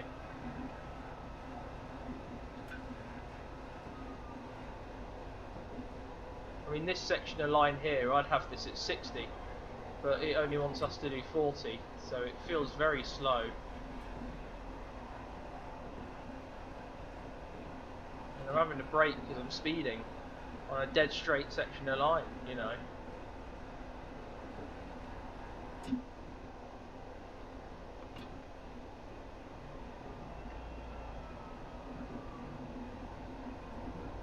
Feels very slow, doesn't it?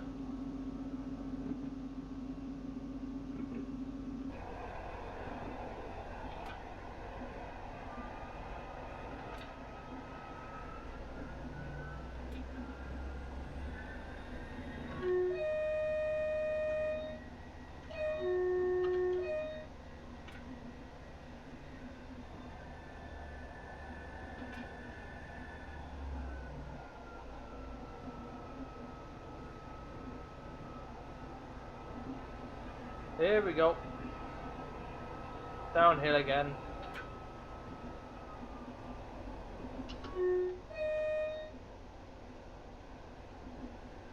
It just feels so slow, this route. Like in real life this would not be 40, this would be 60. Whether it's the jointed track, I don't know. It just feels very slow, this section of line.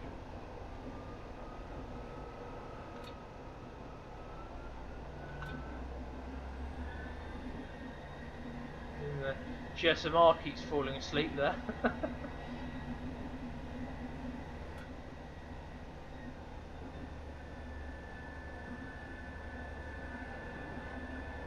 Just trying to keep us within the speed limit. 4 miles now to Add-ons.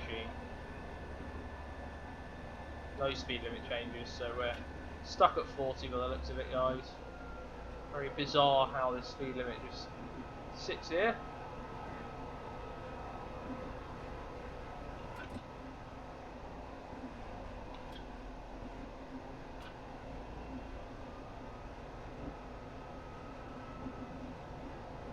Up and over, down and around, look at that. I don't know. It really is something else, this route. Up and down, left and right.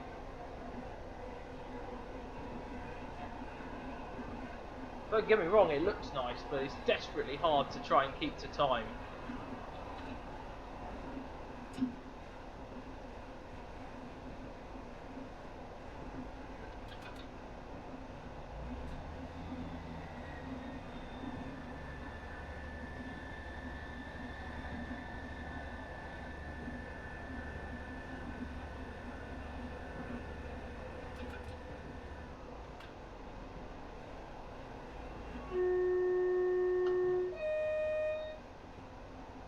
It's a little boffy there. Very nice.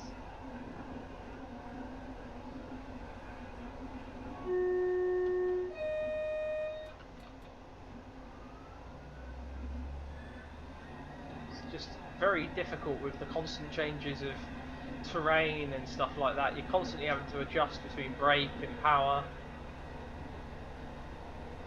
So you're very confusing for the train.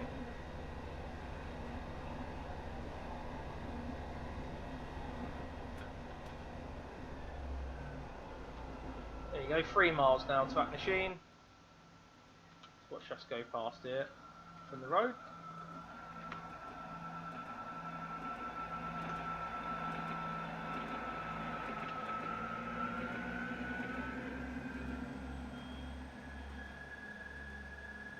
God, I can't believe 2 drives. If you just drive to Kyle of Lochalsh and back, I reckon that falls the whole shift for ScotRail drivers. Honestly, ridiculous. Right, it's 12:23 now, so we are late. We're 2 miles away. We're due there 12:24 to 12:25, so we are late. There's no other way of saying it. Unfortunately, we have got speed limit change down here as well, so we've done quite well though. This was Garve where we've left, and we're already all the way here. At machines here, so we're not too far away. I think there's another token exchange there at machine, and then it's nothing for quite a distance.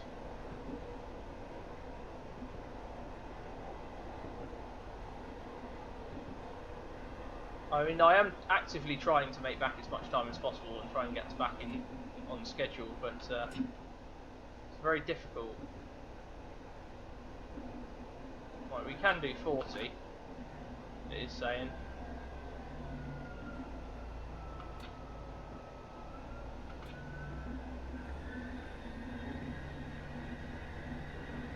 Got now approximately 2 miles, just under 2 miles to that machine.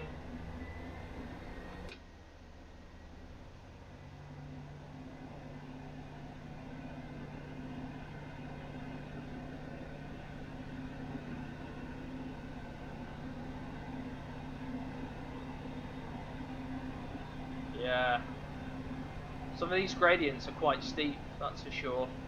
And then suddenly it just tops out, levels out, like that. And then you have to go all the way down on the power, otherwise you end up speeding.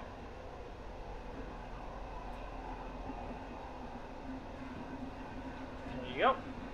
That's us out at 40, so we're back down again.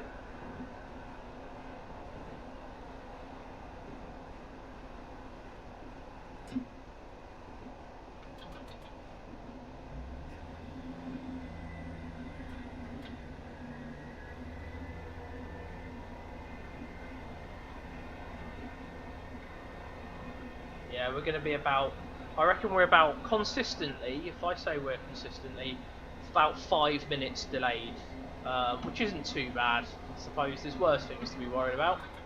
I just want to try and fulfill a timetable, like a real life timetable on a route like this. It's very difficult. I'd love to try it on like the Malay line or something like that, see if it's just as difficult in real life.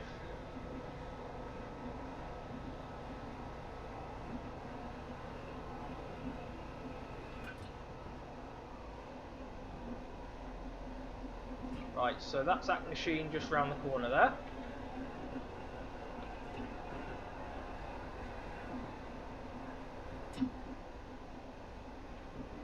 We're rapidly getting close.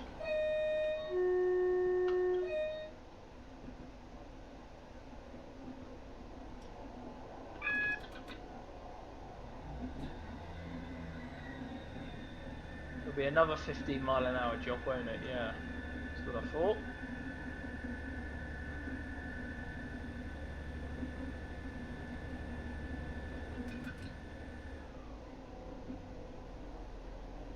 So our next stop shortly will be Acknasheen, and then we're onwards to Strathcarron.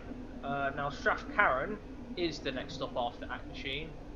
No, it isn't. Sorry, there's Acknashella, which we're not stopping at.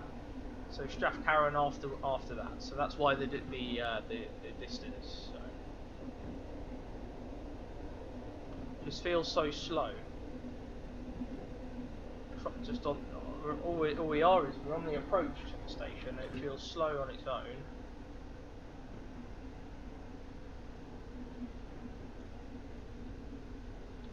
Oh, we haven't waited for the light again. Oh well.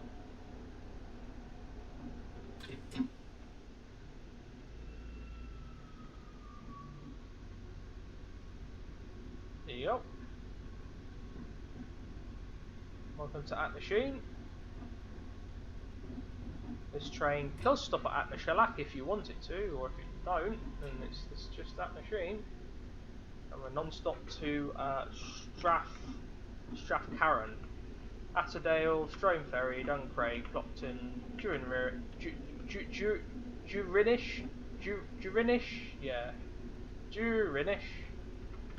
and Kyle of Lochalsh. 35 miles still to go, guys. So yep, got quite a distance still.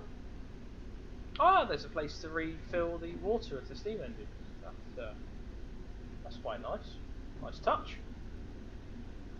Don't suppose that's been used. Probably disconnected. Oh.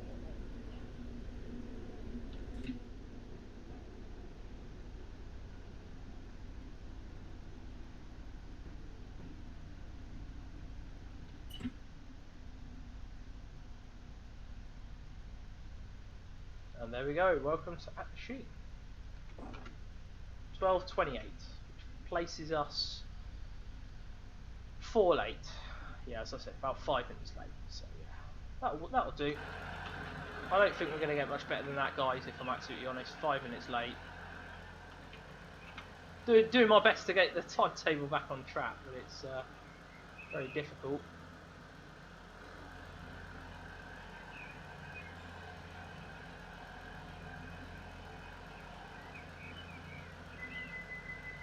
Right, let's get going.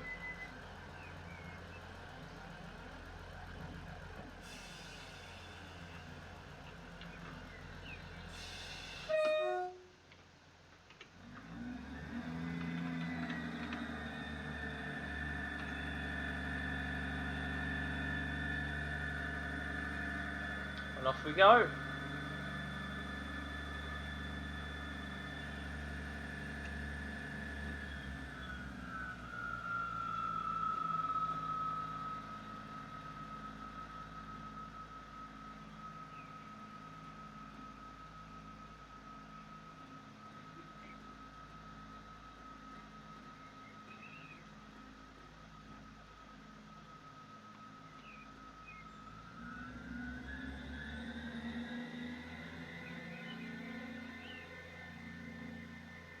It's a beautiful view. Really, really nice view.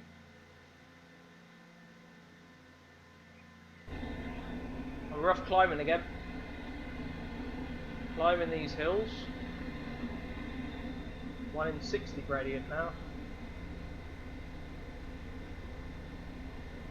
Our next stop is not 17 miles again. God, they get longer and longer, these stops. We're not due there until 12:59 according to this. And yeah, that'll place us about 5 minutes late again. So can't seem to win with this.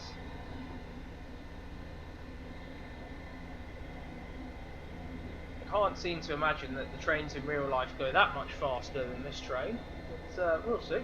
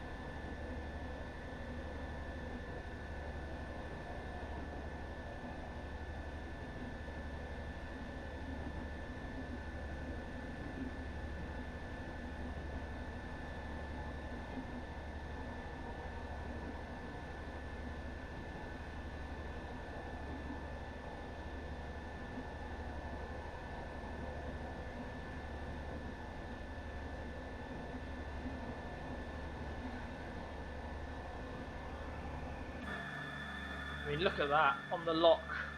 That is fantastic. The only issue that I really have with the route is it's incredibly sparse. So you've got to really enjoy sparse landscapes, and I mean it is beautiful. Don't get me wrong; it is absolutely stunning.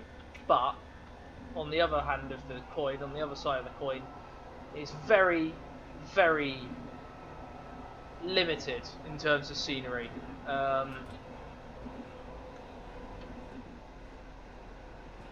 So you've got to kind of like that sort of thing. And for me, I like, you know, like the Swiss Alps and stuff like that. And this feels very, it's beautiful, but it's not intricate, if you know what I mean. It's a very weird way of explaining it, but it is gorgeous. It really is. The way it's been done, yeah. I mean, I'm enjoying it. I hope you're enjoying the drive. I really am. I think if you stayed this long, you probably are enjoying it. So good on you. It's a full drive all the way to Kyle of Lochalsh. Good news is we've only got 33 miles now to the Kyle of Lochalsh, so the miles are going down gradually. There is no way we're going to make the timetable back. I just seem to... I can't keep the speed. There is no sort of speed set or anything like that on here, so you've just got to drive it manually. And the speed keeps jumping up and down, left and right.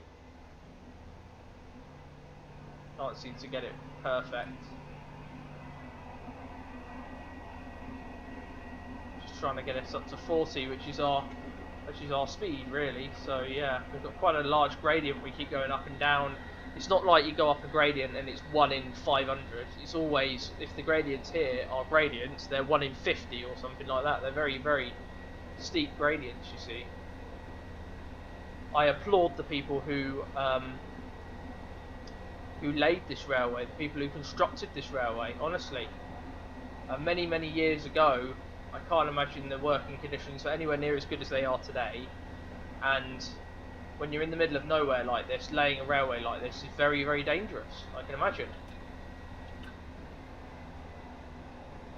So I absolutely applaud the hard-working people who managed to put a railway like this into place, especially to such a beautiful destination such as the Kyle of Lochalsh, which is beautiful. It's just very difficult to drive on. You never know whether you're going to speed or not speed, maintain the speed, brake, apply power. Yeah, it's very, very difficult.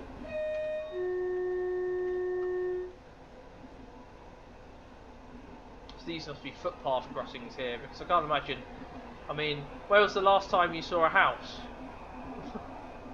I haven't seen a blooming house for ages.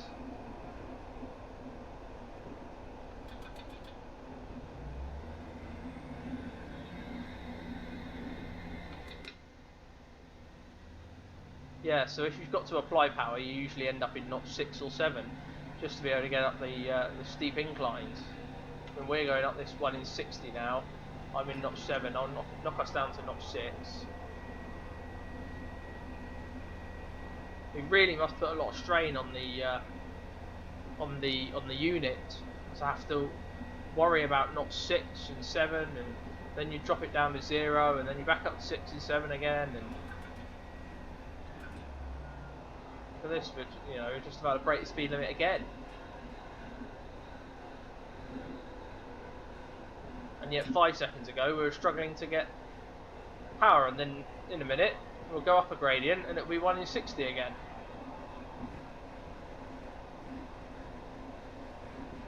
Yep. I'll have to put us into notch 5 just to maintain the speed. Very, very tricky place to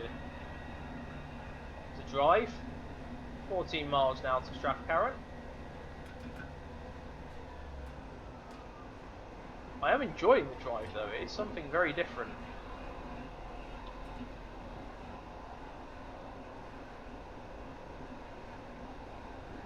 Not your typical train sim drive like West Coast Main Line Trent Valley or East Coast Main Line, York, Midland Main Line. It's nothing like that. It is a completely different part of the world. Almost like you're in a different country. Well, you are in a different country. I seem to forget that.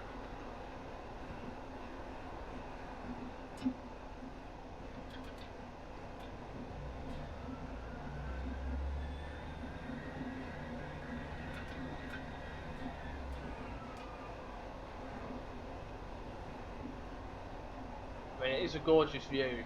I have to say. Very lucky to drive trains in this part of the world, but you have to be very, I can imagine you have to be very experienced as well, because this is not an easy place to drive a train.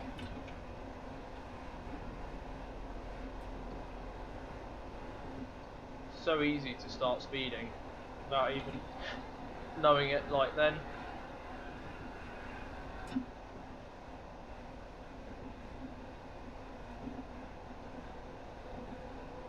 Maybe it's easier just not to apply power.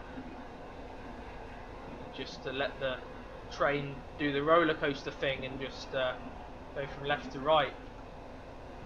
Yeah, still saying 12:59.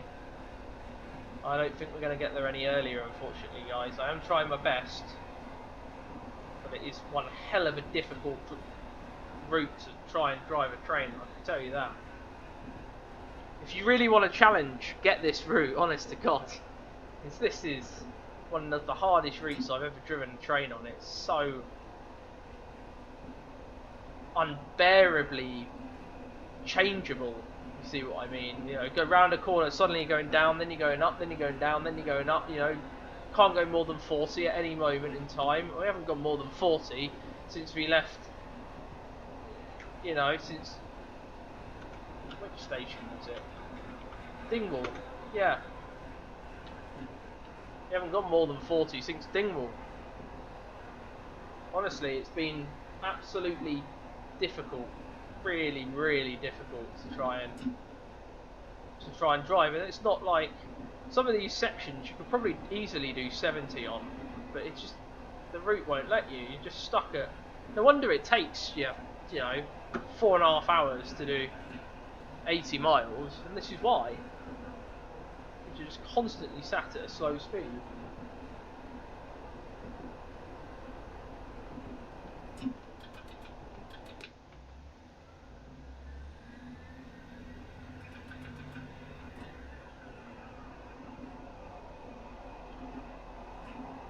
I'm going to speed again in a minute. It doesn't feel right that the train has to be topped off at 40. It really doesn't. Honestly, I think without this speed limit, we could probably make that time very easily. But with this speed limit, no. Not a cat in hell's chance. We are going to be 5 minutes late no matter where we go. It's just impossible. And there's no change in it. It's just constantly 40 miles an hour for literally all the sections. Just about 11 miles doing 40 miles an hour. So yeah, it is very. You have to be patient, I think, is probably the moral of the story here. If you're going to drive on this route, you have to be very, very patient.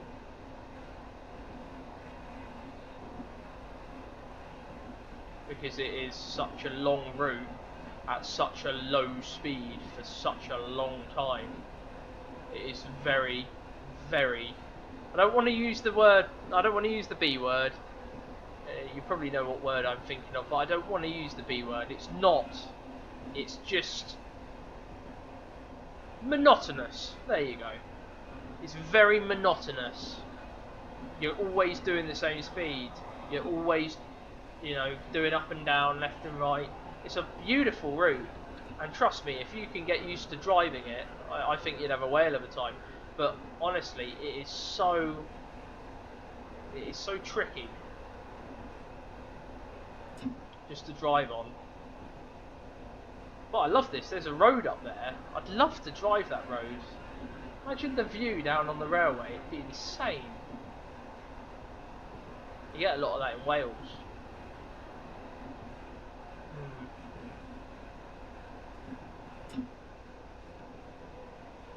A lot of roads like that in Wales that look beautiful. But truth be told, I'm not too far from that where I am now, to be honest. I did a road trip a couple of months back, probably in about September, over to Llangollen, which is where the Llangollen Railway is, or the Llangollen, I think is how you pronounce it. Yeah, and it was stunning. The route it took me on was absolutely stunning. You just follow that M56 and you don't get off at Chester and you don't get off at you know, Runcorn, Widnes or Warrington, and you just carry on and you end up in Wales, then yeah, it very quickly becomes beautiful. And I've taken that car down to Holyhead before, and oh my word, Holyhead is stunning. Holyhead is gorgeous around that area. You can see the hills in the background, and you're on the waterfront, and it's beautiful. an old station here at one point.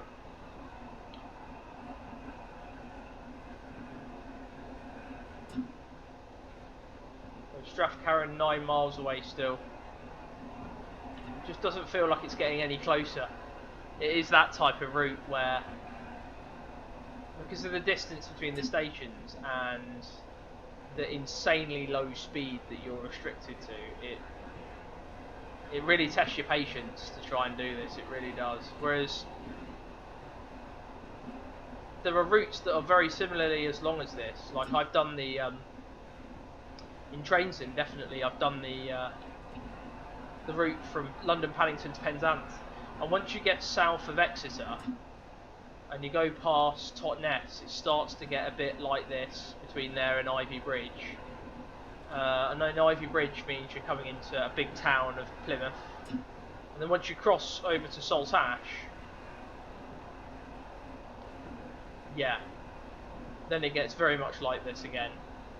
Left and right, Weasel left and right, up and down, hills, everything. It's quite interesting. But the reward is there, definitely. Knowing when you're going to get to Penzance, it's a beautiful view. Very much similar here at Kyle of Lochalsh. When you get to the Kyle of Lochalsh, it is stunning, and I cannot wait to show you that. I really can't wait. Because that's all anyone is on this train for, is to get to the Kyle of Lochalsh. I can't imagine. I don't even know why this train stops at other stations. There's no point. There's absolutely no point. Just go straight to the Garve of Lochalsh. That's all anyone ever wants to go to. Nobody actually lives in these little towns. Honestly, it's that's all they should run this train for, to be honest. I haven't had to use any power in ages. Just been defensive braking, which is all I seem to be doing on this section of line.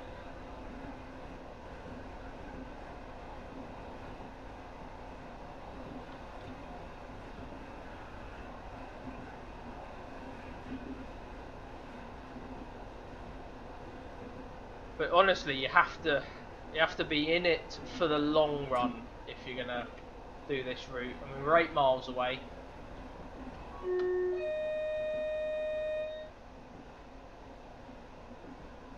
And it just feels like we're about 50 miles away, if you see what I mean.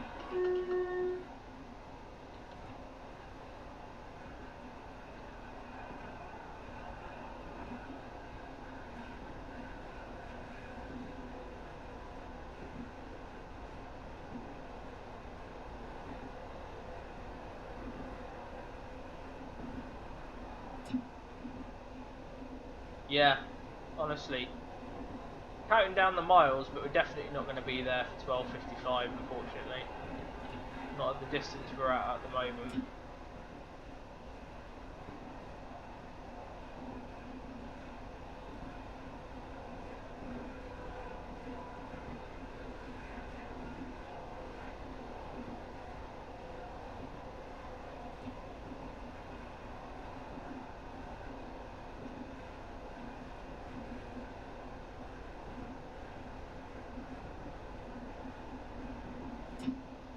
And obviously, you know, there's hardly any AI because it's such a long single line section of track with RETB signalling, which is very limiting in how many services you can run at any one time.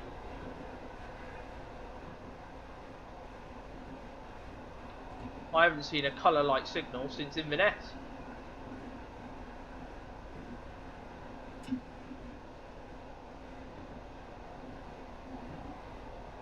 Starting to think the last colour light signal I saw was the one at the end of the platform at Inverness. And that's it.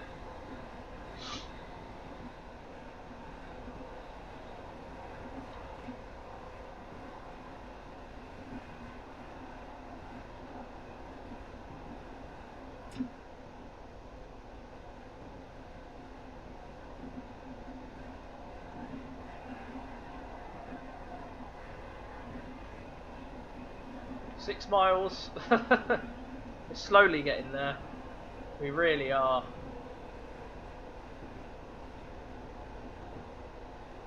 I'll be happy when we get to 24 miles. There you go. And honestly, if it's only 24 miles now to the Kyle of Lochalsh, then that means that if we've got that many stations to go through between here and the Kyle of Lochalsh, they can't be that far in between, which will actually give us something to do. So that means that pretty much confirms that there is a, if you want a lack of a say, a little bit mundane part of this route, and then it sort of gets interesting again, if you see what I mean. You've actually got to start doing stuff again.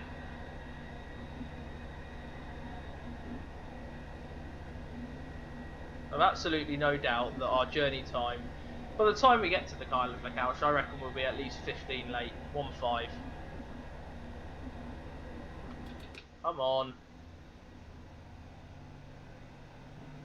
It really doesn't want to pick up speed. Literally got to absolutely hammer the engine to be able to get anything out of it.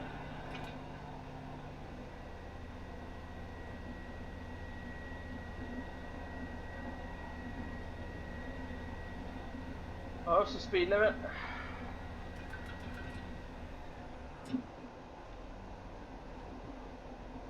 $40. Right.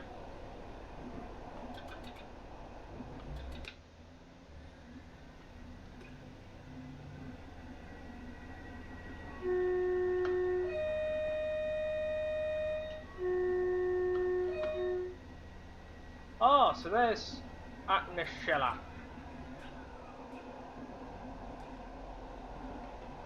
12:49 at Add-ons.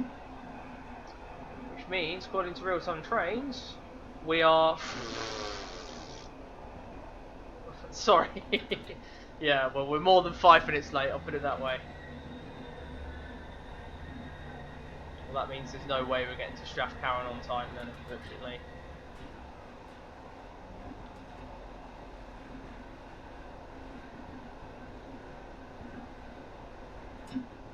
That is in the middle of nowhere. Who on earth uses that station at Add-ons? Honestly, apart from people who are obviously walking and those hiking and whatnot, that's literally... Oh, 45, great, brilliant, bring it on. It's the fastest speed we've been given in a while. I'm already at it, there you go. Job done, back to 0. 45 miles an hour is the new 95 miles an hour according to this.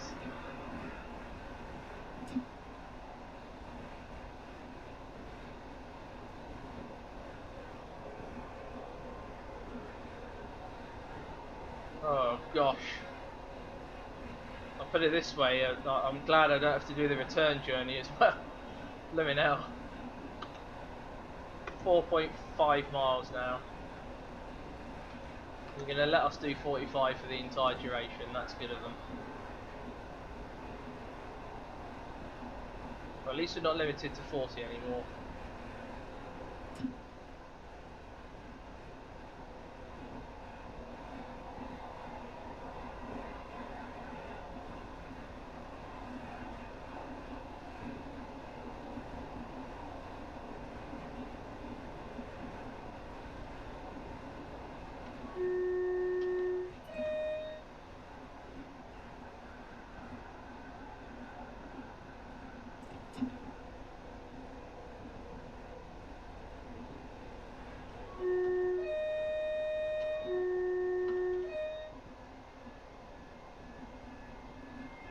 Don't know how that's controlled because there's no light there that we had to wait for like the other ones.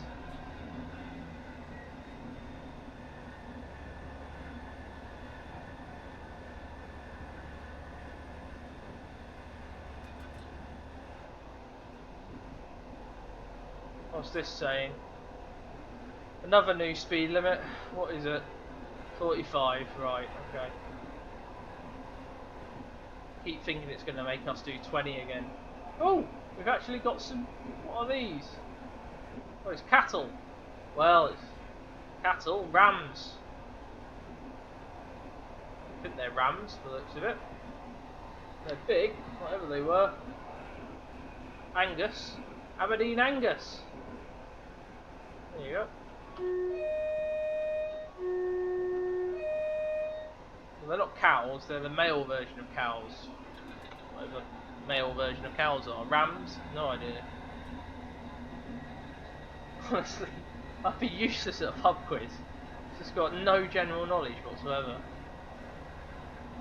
There's a milepost marker. 43. That's probably 43 miles since the last Tesco's or something like that.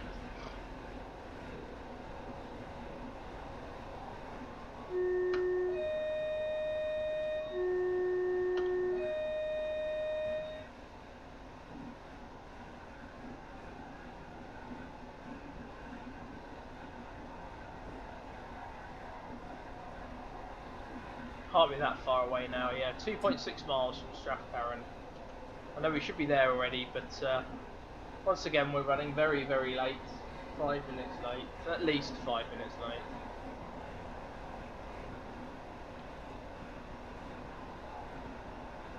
Just can't. With these speed limits, you just cannot get to the places on time. Once you're late for the entire duration. You could skip all the request stops and you'd still be late. The timetable up here is really, I'm going to say this, it's really harsh. It really is. Because once you're late at somewhere early on, like Bridge of Orkney or wherever the living hell we were late. What was it?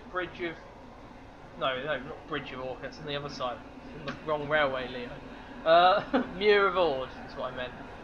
Once you're late there, you're late. On the rest of the entire duration of your journey. The remaining 2 hours you're going to be late for.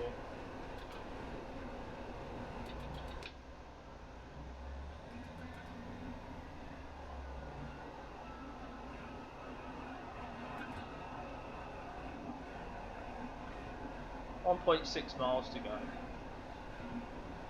Which can take 10 minutes if you do 45 miles an hour.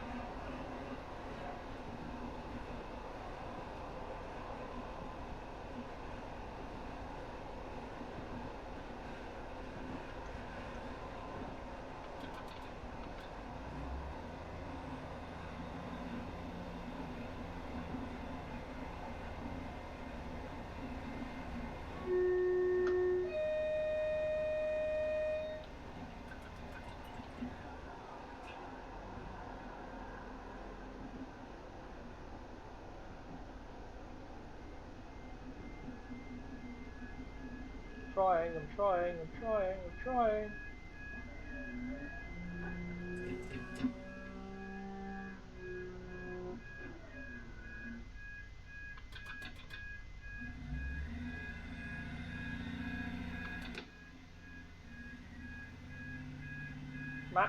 Max revs.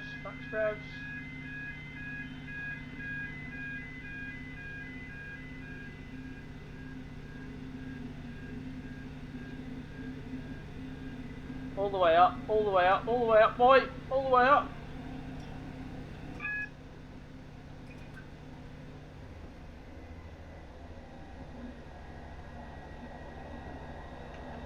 We've got 15 coming, but not just yet.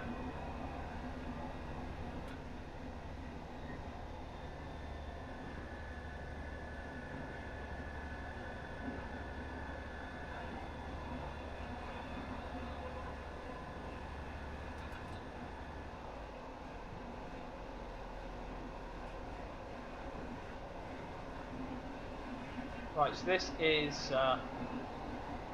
Storm, whatever it is. I don't know, what is it? Strathcarron, that's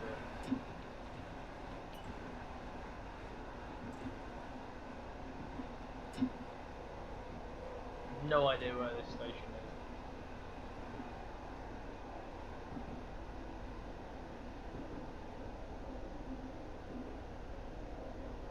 is. Somewhere in the vicinity.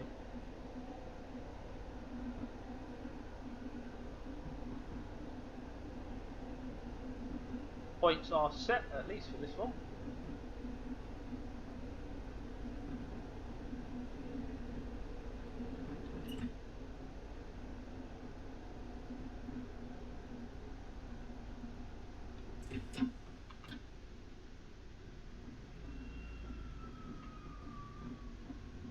And we're late again, aren't we? Yeah, 12:57. Made about made sorry, I can't speak properly at the moment. Where is this? Strathcarron, 12:55. So we've made back 2 minutes. Well, sorry, made back 8 minutes or something like that. So yeah, we have made back a tiny bit of time. We're still not on time though, unfortunately. Which is why when we get to the footbridge, there we go. Let's stop there.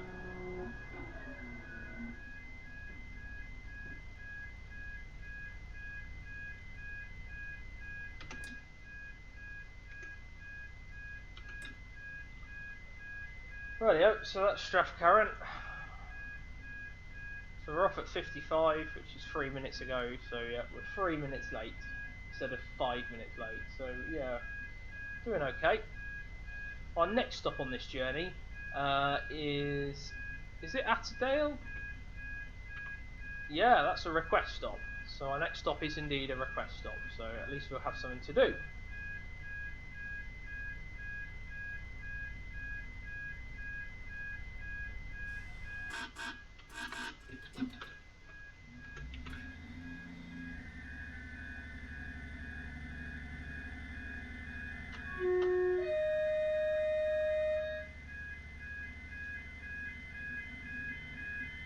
Let's get us up to 10.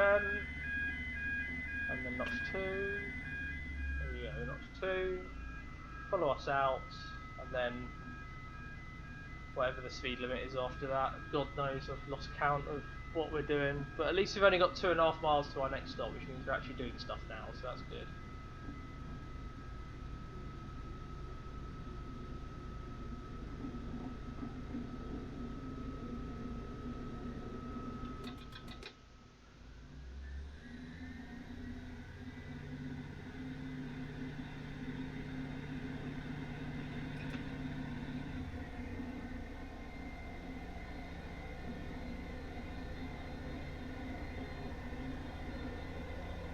There we go.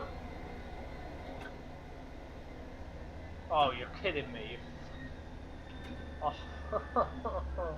I was so hoping that sign would say 75 miles an hour. It says 35 miles an hour. This route is going to go on forever. I actually think they might have, I don't know. We might have found water on Mars by the time we actually get to Kyle of Lochalsh. Seriously. Oh my god.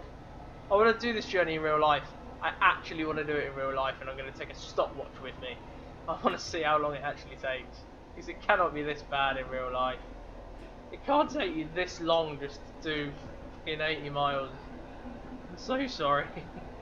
I'm so sorry this route is so long. Oh my gosh.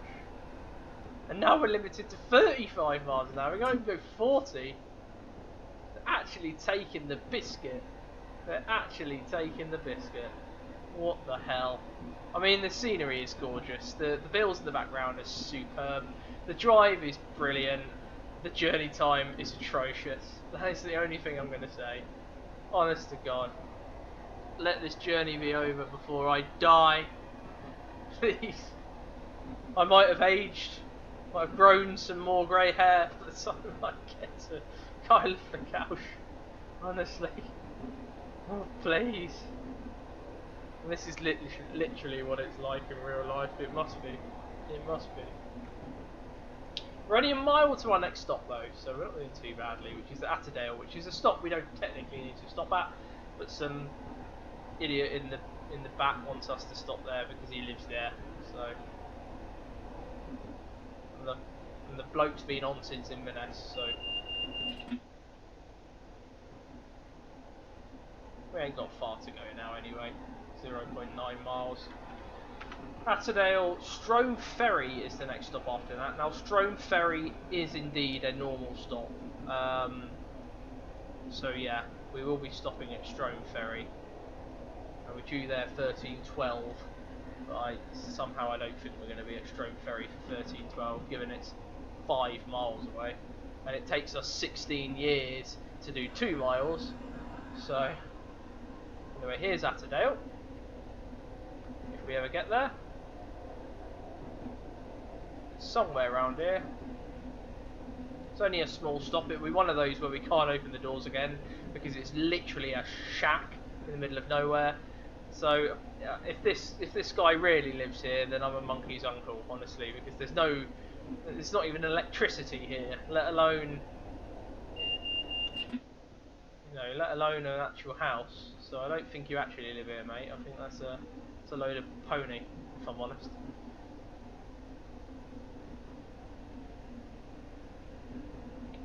The only reason I'm not speeding up, guys, is A, because I don't know where the hell the station is, and B, because I'm fairly sure the station will be about 5 centimetres long, the platform. So I'm fairly sure I'm going to need to put it into full notches, even though I'm only doing 30. Where is this station? I think station is a strong word. Halt is probably a better word.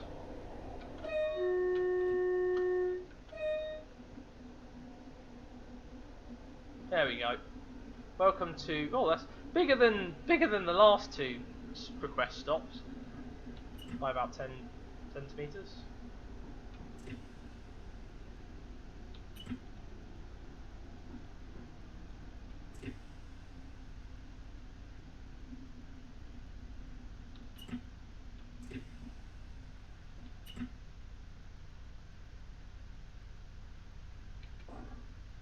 Oh, and the door's open. Wonderful.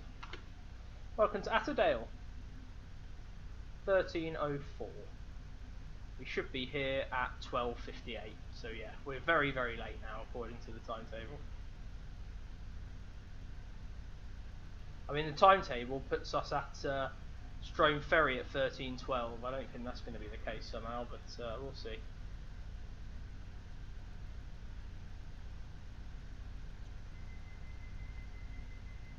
Still only... Look, it goes down in speed. Oh, this journey goes on forever.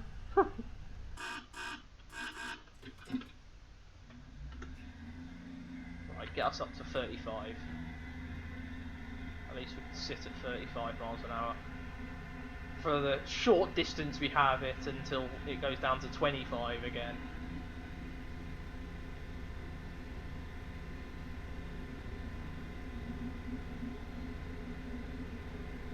My strategy is just keep it in the notches until you get to that speed, and then notch 0. So our next stop is Strome Ferry, which is only 5 miles away, but 5 miles in, I don't know, West Coast Main Line, Trent Valley, you can probably do that in 4 minutes. 5 miles on here probably take you 14 minutes. So we'll see.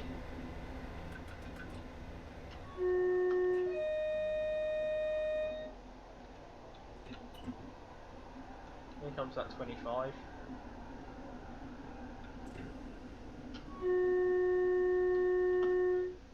It's not optional. So we've got to sit it at 25 now, which is great. God knows how long this goes on for. Honestly, I think I could walk to the Kyle of Lochalsh quicker than this train gets here. If its average speed must be anywhere between 30 and 35 miles an hour. At this point, I'm positioning in the average speed of this train at 36.5 miles per hour for the entire journey to the Kyle of Lochalsh. So that means you could drive there definitely far quicker than you could get the train. The drive is direct, you don't stop anywhere. Even if the roads take you 50 miles out of your way, at least you can do more than 35 miles per hour. Or 25, which is what we've got at the moment. And there's no end to it. What is it, 25 until, what, for 4 miles, is it?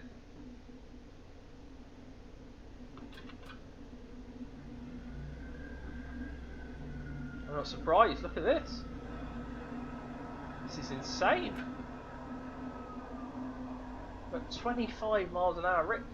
I've known heritage railways have higher top speeds than this route, honestly.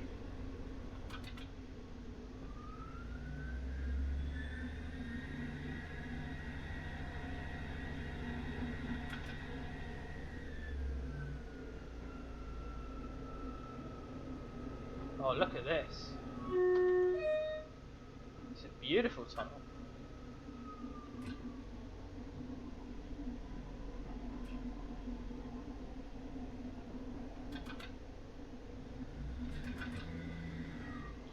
Well, this kind of explains why I haven't done this route in so long. Because I don't have 7.5 hours to sit here. Just... What's my life come to? What has my life come to?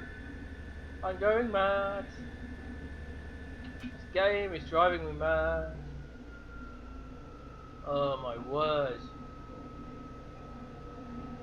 I drive high speed routes normally, so I'm sorry, but I'm losing the will to live. I really am losing the will to live. I haven't even done this. I haven't even made it yet. Oh my gosh. Give me something that has a higher top speed than 25 miles per hour. Nearly 4 miles still. Oh my gosh, I give it. I absolutely 100%. I'm not envious of the. What the hell does that say? Passing place. What do you mean passing place? Oh, for the cars.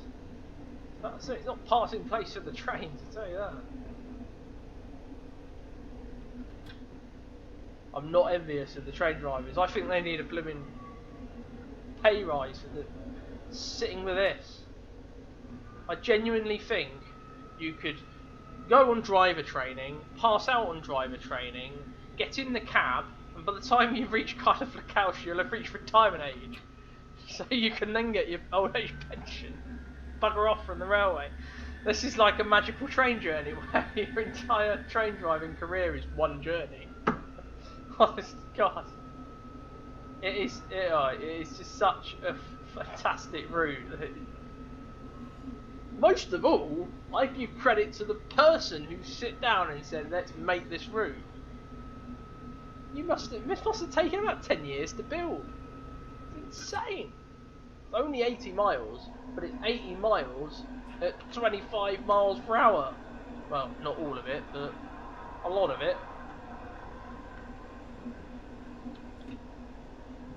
Oh my word. Wake me up when we get there. That's all I'm saying. I wonder if the trolley woman knows how to drive a train. Just give me a break, I just want to go to sleep. Honestly. All I'm thinking of is I cannot wait to get to the Kyle of Lochalsh, because at that point I can have a very large gin and tonic. Just forget this ever happened. Oh my god. It's something else, this route. I can see why there's not that many scenarios on Alan Thompson's simulation, because I don't think anyone wants to draw their own age pension by the time they finish the scenario, you see what I mean? So 25 miles per hour. I mean, I've gone faster than that on the Isle of Wight Steam Railway. So I mean, that's only what, 6 miles long. So, you know, gosh.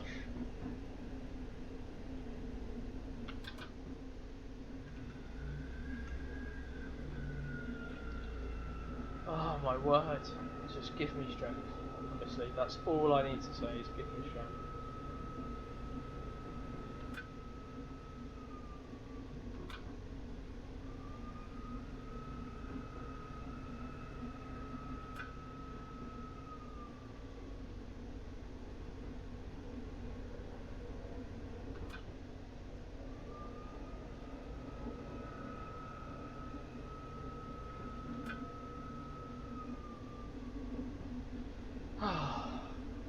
How many miles? 2 miles. That station will never come. Strome Ferry. We should be there by now. But no. 25 miles an hour, we'll be there. Our next stop is Strome Ferry in approximately 14.5 hours time. honestly. There's a house! There's an actual building! Oh my god, somebody lives here! Look at that gradient as well up that hill.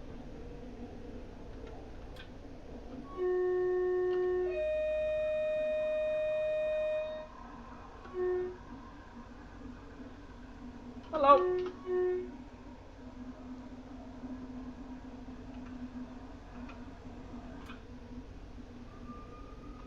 Tell you what, credit where credit's due. Seriously. Now we're going downhill again. It just doesn't make its mind up this route, what it wants to do. It certainly has made its mind up on one thing, and that is it's going to take as long as possible to do the shortest possible distances. I am struggling to think. I'd actually like to see, you know, like Top Gear used to do these races, right, where you used to be able to get from A to B, and James used to go on public transport, and Richard used to, I don't know, cycle, and Jeremy would have the car. Well, I would love to see like a Top Gear style race where James gets on the train and Richard Hammond cycles to the Kyle of Lochalsh, and which one gets there faster. Because if the maximum speed you're doing on this journey is 30 miles an hour, on most of the way, a push bike can go faster than 30 miles an hour. Not a motorbike, an actual push bike. You know, that is controlled by your limbs and muscles. So I would genuinely like to see that race. I would put that on Change.com, or not Change.com, whatever the petition thing is where you get to see how many people. I petitioned James and Richard to do this race. Honestly, I think Richard would beat him on a push bike. It's just so unnecessarily long. I mean, honestly, it's like I'm driving a tourist train. You know, like a heritage train, not like a mainline train. We're a mile away from Stroke Ferry.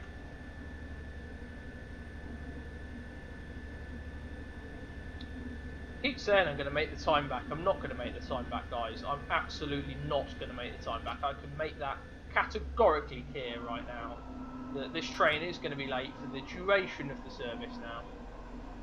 And I can only apologise, that is due to the extremely low track speed limits of this journey. I mean, I thought 35 was bad.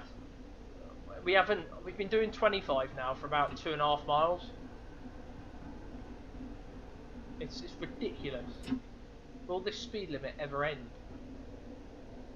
I mean, honestly, I would pray to God that we can even go up to 40. I think that would be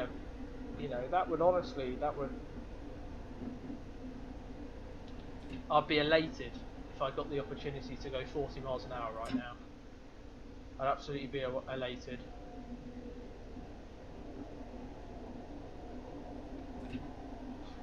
I'm starting to think they have to have a different train driver on the way back, because by the time this train driver gets to the Kyle of Lochalsh, he will have retired.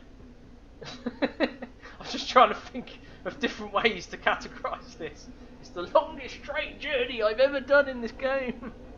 It's not. It's actually not. The longest journey was definitely the Exeter journey I did from Waterloo. But in the process of starting this video, I've now got a cough. So I've actually gone through. I've managed to catch something, despite not even leaving the building, in the amount of time this has taken to film. Stroke Ferry! Oh, we're nearly there. We're nearly there! Just show me the station. Let us stop there, and let us leave.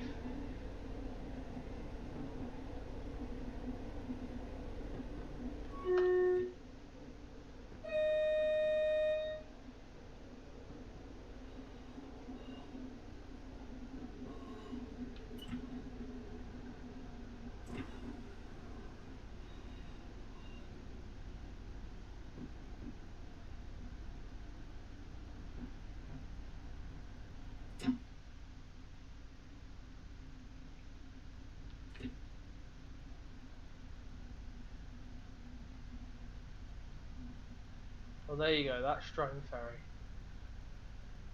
And now we can finally go up to how high? 30, there you go, 5 miles an hour. But it's worth it. The extra 5 miles an hour, worth it. Mind you, we're at 13:17, we should be at Strome Ferry at 13:12, so 13:40, 15:67, 5 late again. No, it's never going to happen. We've only got 4 stops left. Can you believe that? Duncraig, Plockton, Inverness, and Kyle of Lochalsh. And yeah, Duncraig 3.87 miles. So yeah, another long journey ahead.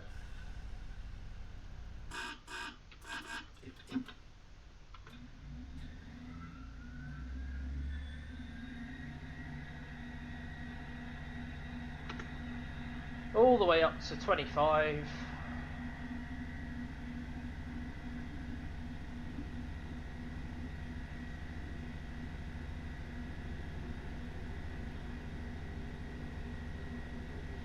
And now up to 30.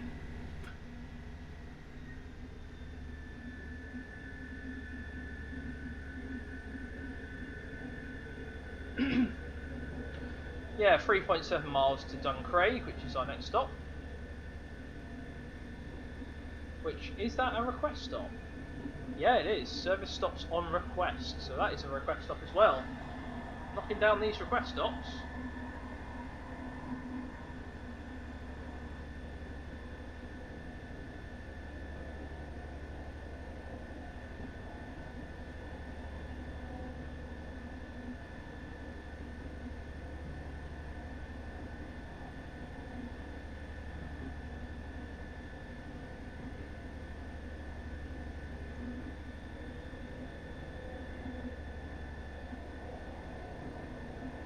Oh, this is so much better than doing 25. I'm now at 29. Oh, we're so close to 30. We're so close to 30 miles an hour. Not even at 29, we're only at 28. God. Feels so much better than doing 25. Got that extra 3 miles an hour, it makes the difference.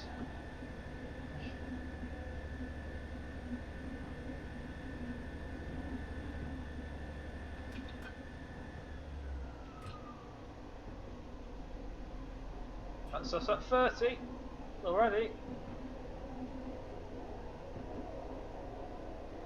54 miles. 54 miles. That I'll never get back.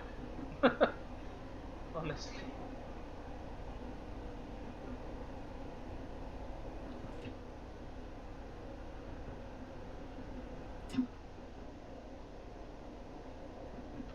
And that speed limit ain't changing anytime soon. I think it's 30 all the way to Duncraig in 2.9 miles. So,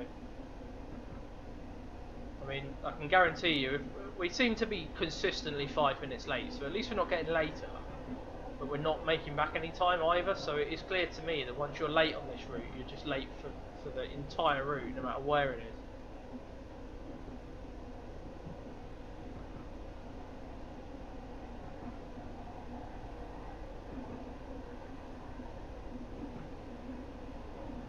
Oh, what a gift to be doing 90 miles an hour right now.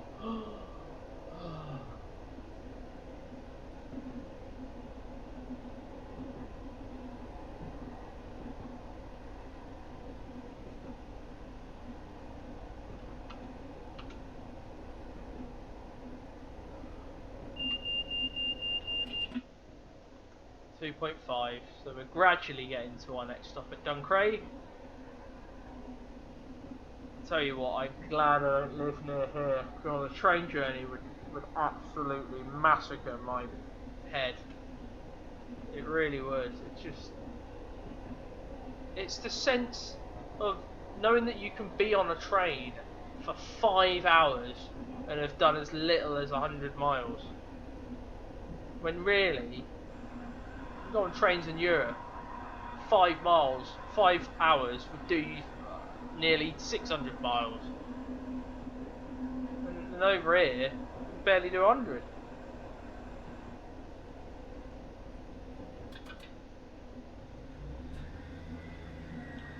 I'd love to know what the average speed of this train is though. I reckon it is either in the high 20s or early 30s in terms of miles per hour. We don't seem to ever break 30, so...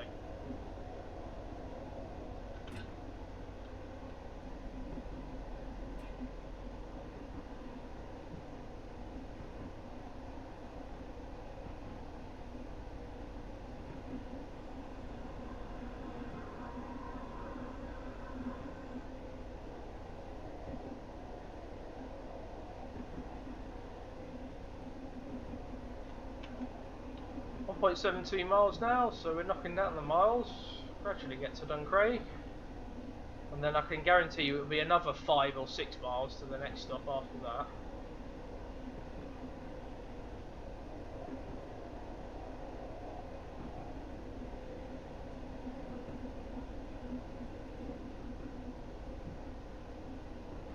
I'll tell you what, I think it is the traction. Because if you took a steam train like a Black 5 or something like this would be quite challenging to be able to actually do, and it'd be quite interesting, and I think you'd actually be up for a challenge, and it'd be gorgeous for the to watch.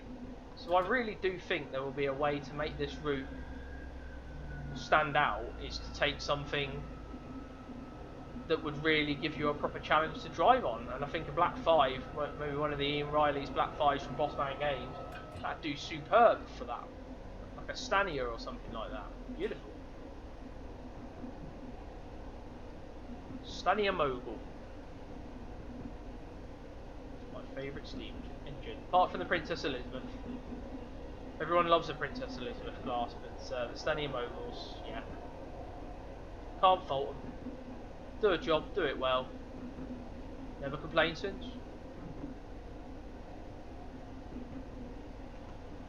And there's Duncraig. So we are getting close.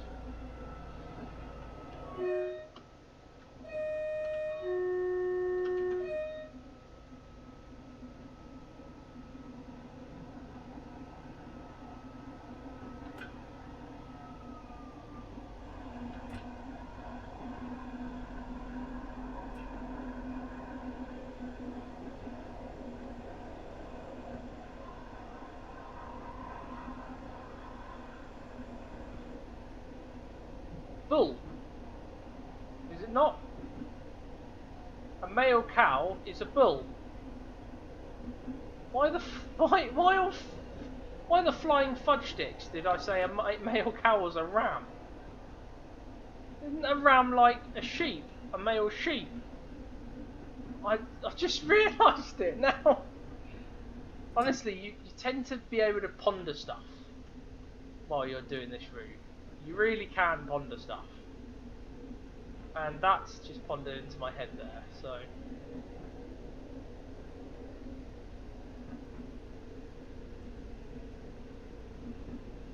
I've given up, by the way, with the timetable. God knows, if we're on time, we're on time. If we're late, we're probably late. So yeah, we're late. I've absolutely given up with the timetable. So if you haven't yet noticed, I've just completely, I'm not driving to the timetable anymore. I'm driving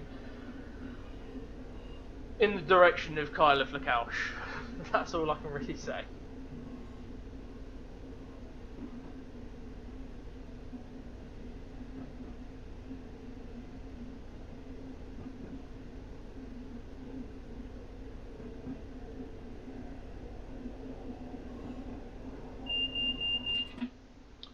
Right, come on.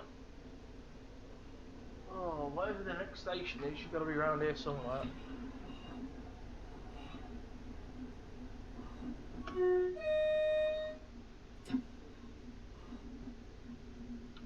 Look, what the... Bit of a random place to put a station, isn't it? It's just a platform, that's all it is. Platform and a fence.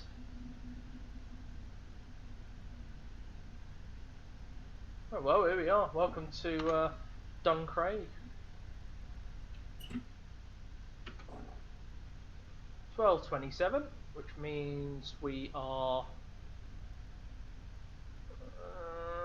if if I want to go by the actual working timetable, we're 7 minutes late now, so we should be at Inverness by now. This is Duncraig, so Inverness is our next station stop after this.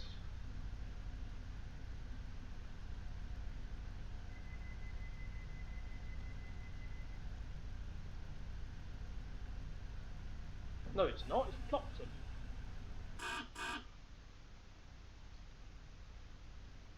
Oh my god! God knows.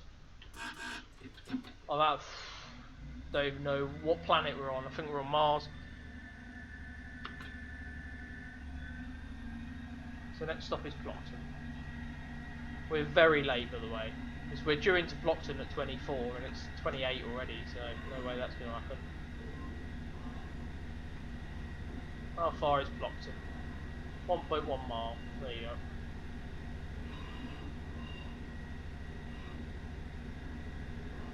Stations coming thick and fast now, aren't they? Wow.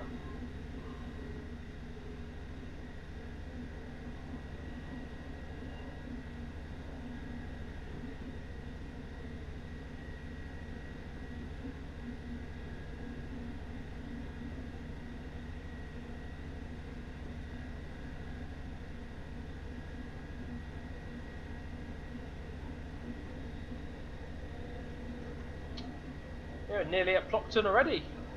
But it's got to be the shortest distance I've ever known. Especially out here. What's the point having the station back there then?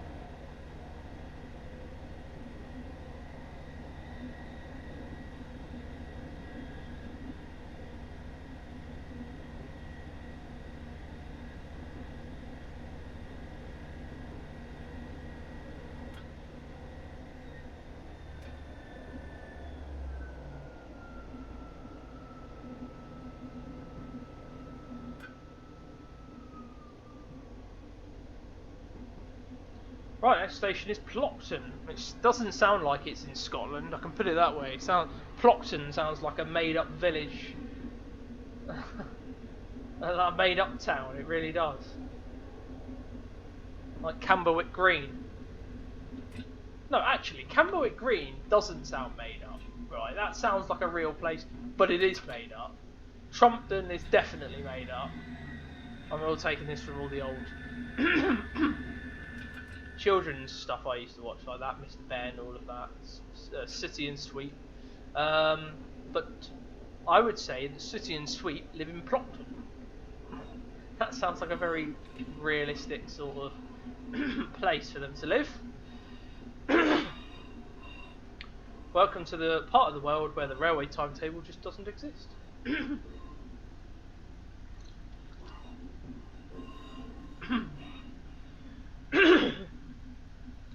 Sorry, I've got a cough now. Well,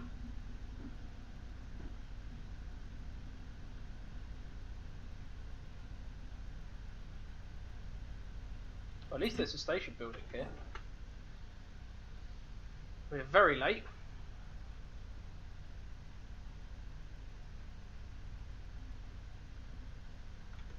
Next stop is Inverness and then Kyle of Lochalsh. So we're not actually that. Wow, Kyle of Lochalsh is only 5 miles away, so we're nearly done, guys. Can't believe that.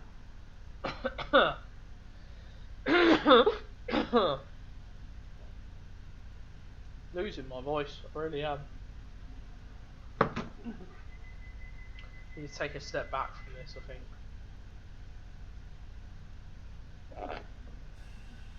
Oh, God.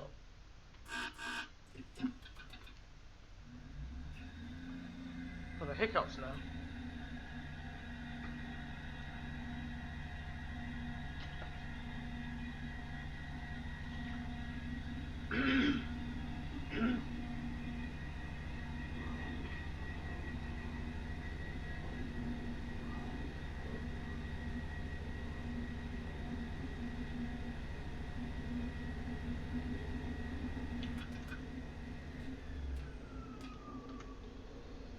Alright. Oh, how far to our next stop? 1.3 miles. We can do that. We can do that.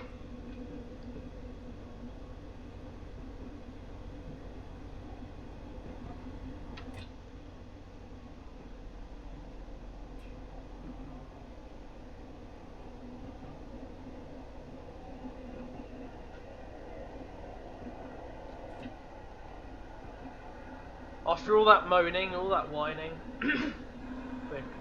we are the closest to the Kyle of Lochalsh we've been on our entire journey, and I'm looking forward to seeing the beautiful blue water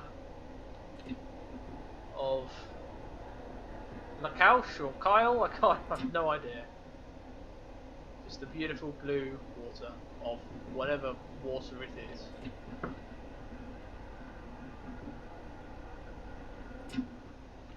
Stop is Inverness, and we're nearly at Inverness already, so honestly it feels like we've waited for all of these stations to come along and now they're all coming at once, like buses.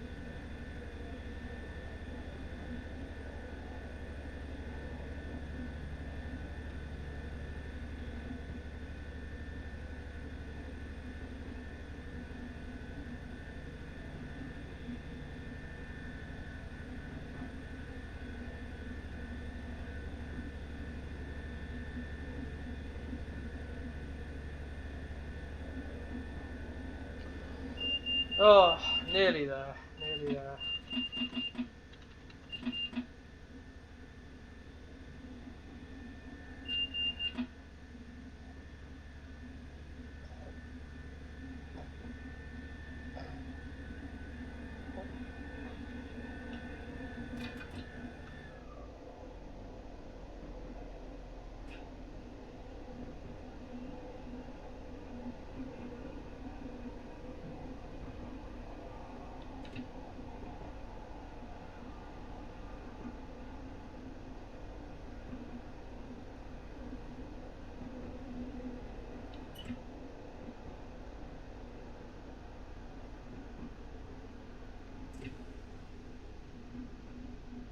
And there we go. Welcome to Inverness. Very late, but welcome to Inverness.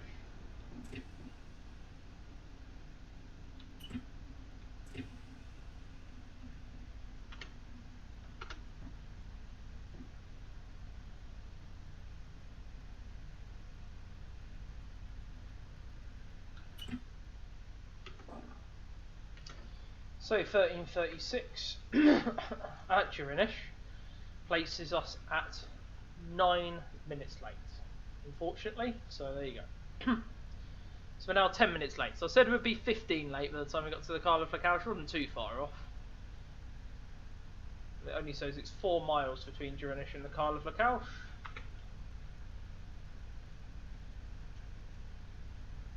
No idea. 4 miles, there you go.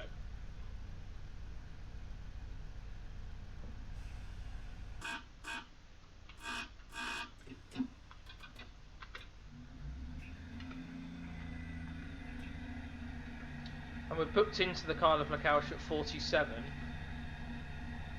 which is bizarre, because although we've been, we're 9 minutes late here at Inverness, we're due to arrive at the Kyle of Lochalsh at the right time. How does that work? That is so bizarre. I cannot understand that. Well, mainly because, according to this, you leave Inverness at 13:28. It takes you 20 minutes to do 4 miles. That can't be right.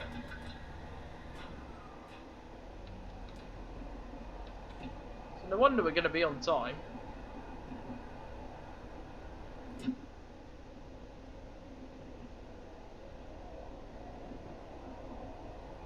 maybe, just maybe, we've been on time for the entire journey, but Real-Time Trains is wrong. I don't understand that. How the hell does it's timed us to take 20 minutes to do less than 4 miles. You could do this journey.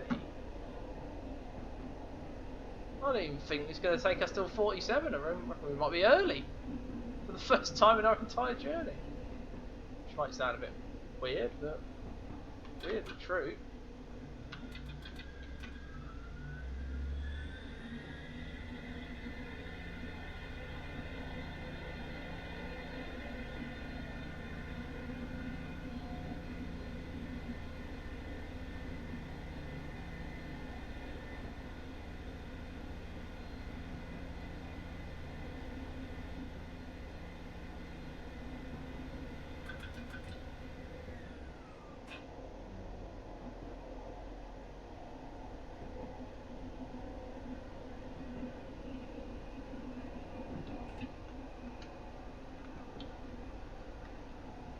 We're not too far away from the Kyle of Lochalsh. I think it's time to sum up everything about this route.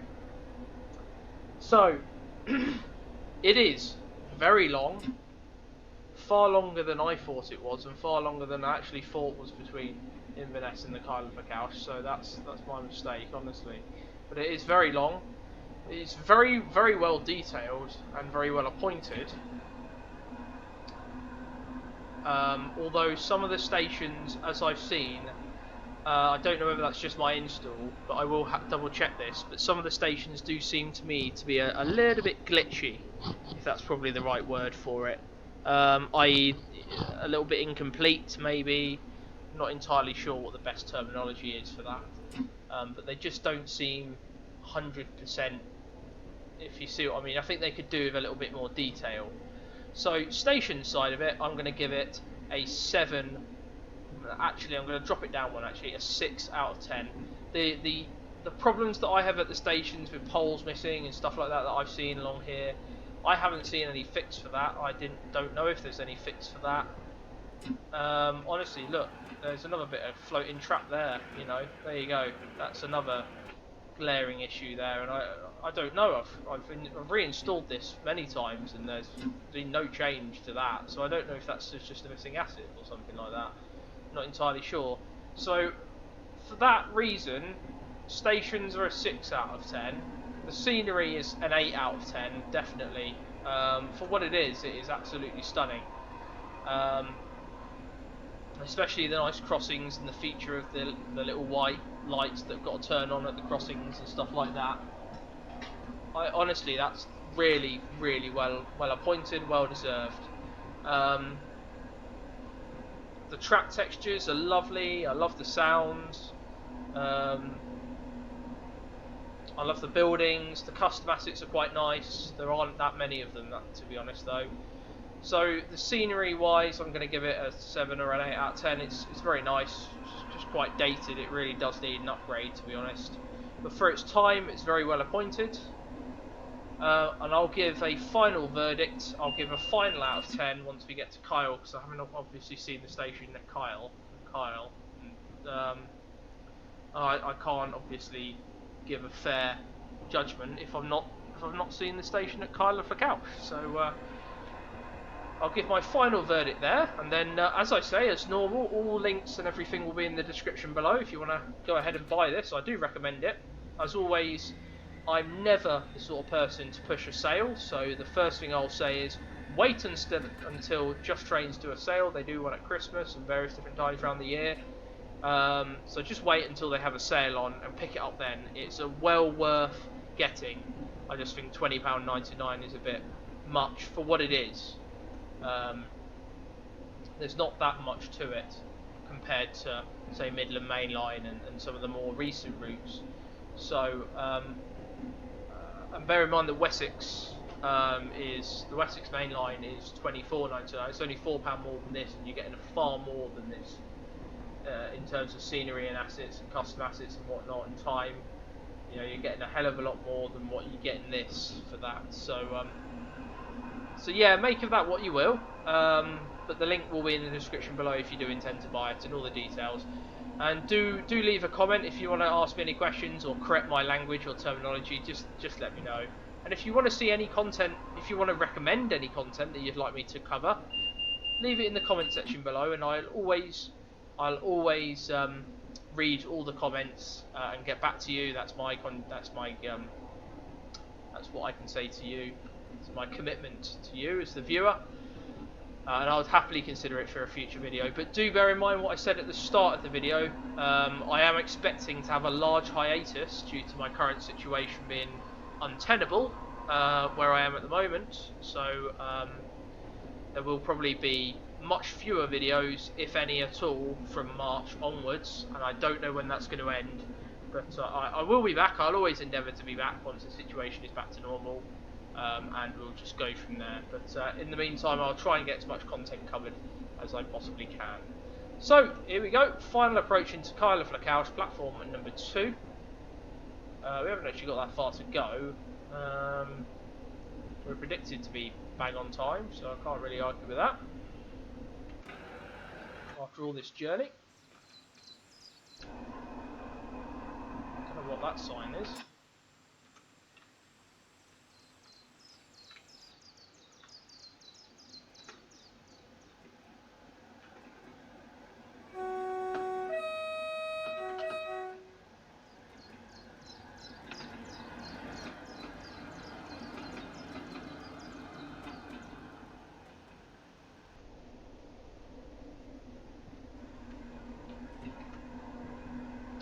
So our next stop is Kyle of Lochalsh, where this train will terminate. Thank you very much for travelling with ScotRail, and we hope you have a very safe and pleasant onward journey wherever you're going from here. Our next stop very shortly, Kyle of Lochalsh. Thank you.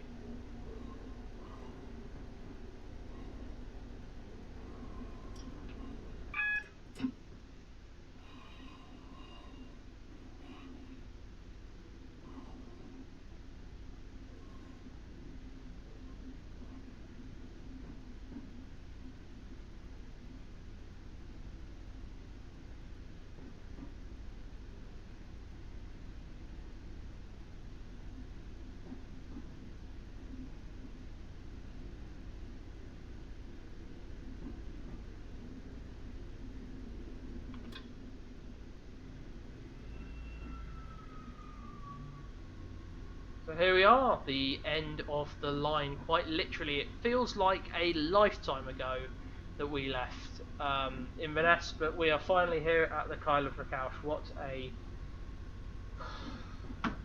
What a relief, if anything, to be honest, but it has been fantastic. We'll see what waits for us here at the Kyle of Lochalsh.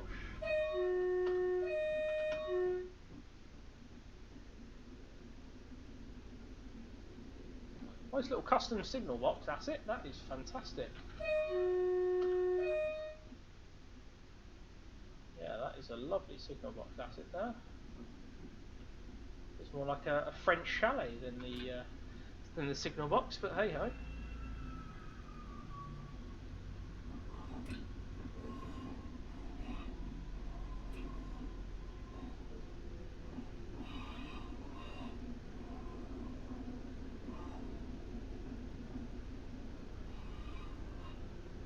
Oh, hello! 37. Love a bit of 37 action here.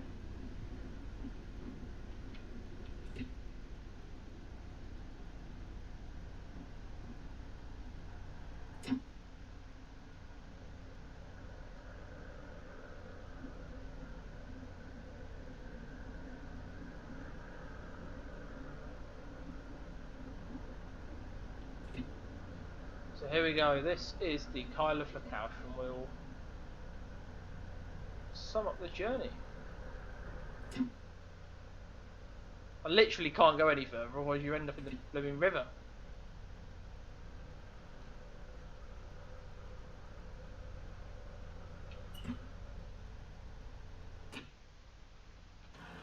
Right, well let's sum up the journey. There you go, welcome to the Kyle of Lochalsh. Sort of screenshot there. Even better screenshot here. There's our famous 116 that doesn't work. We know that in real life. We've got, what's it, 254? No, 175 on this end. Lovely. Not doing much by the looks of it. Yeah, look at this. I'm not. Yeah, look at the gap between the bottom of. I mean, it just looks like it's a bit random placed as well, and it's very low texture, and that just looks like it's just been placed here out of nowhere. That doesn't look like it belongs here at all. Yeah, there's a lot of that random placing of assets that just doesn't look right, and nice lighthouse over there and a bridge. The Kyle of Lochalsh. Maybe that's the bridge. Oh, is that the bridge that Steve Marshall was over in his YouTube video? Yeah, I think it was. Wow. Lovely nice station here and some wonderful views, but it just doesn't feel... Yeah, it just feels a bit random placed. It's a bit of a damp squib. If you've driven all the way from Inverness expecting something incredible and you end up with this, yeah.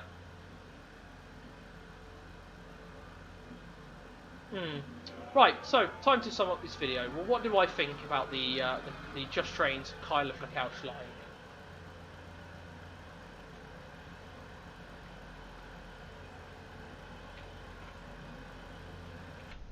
Sorry, let me just.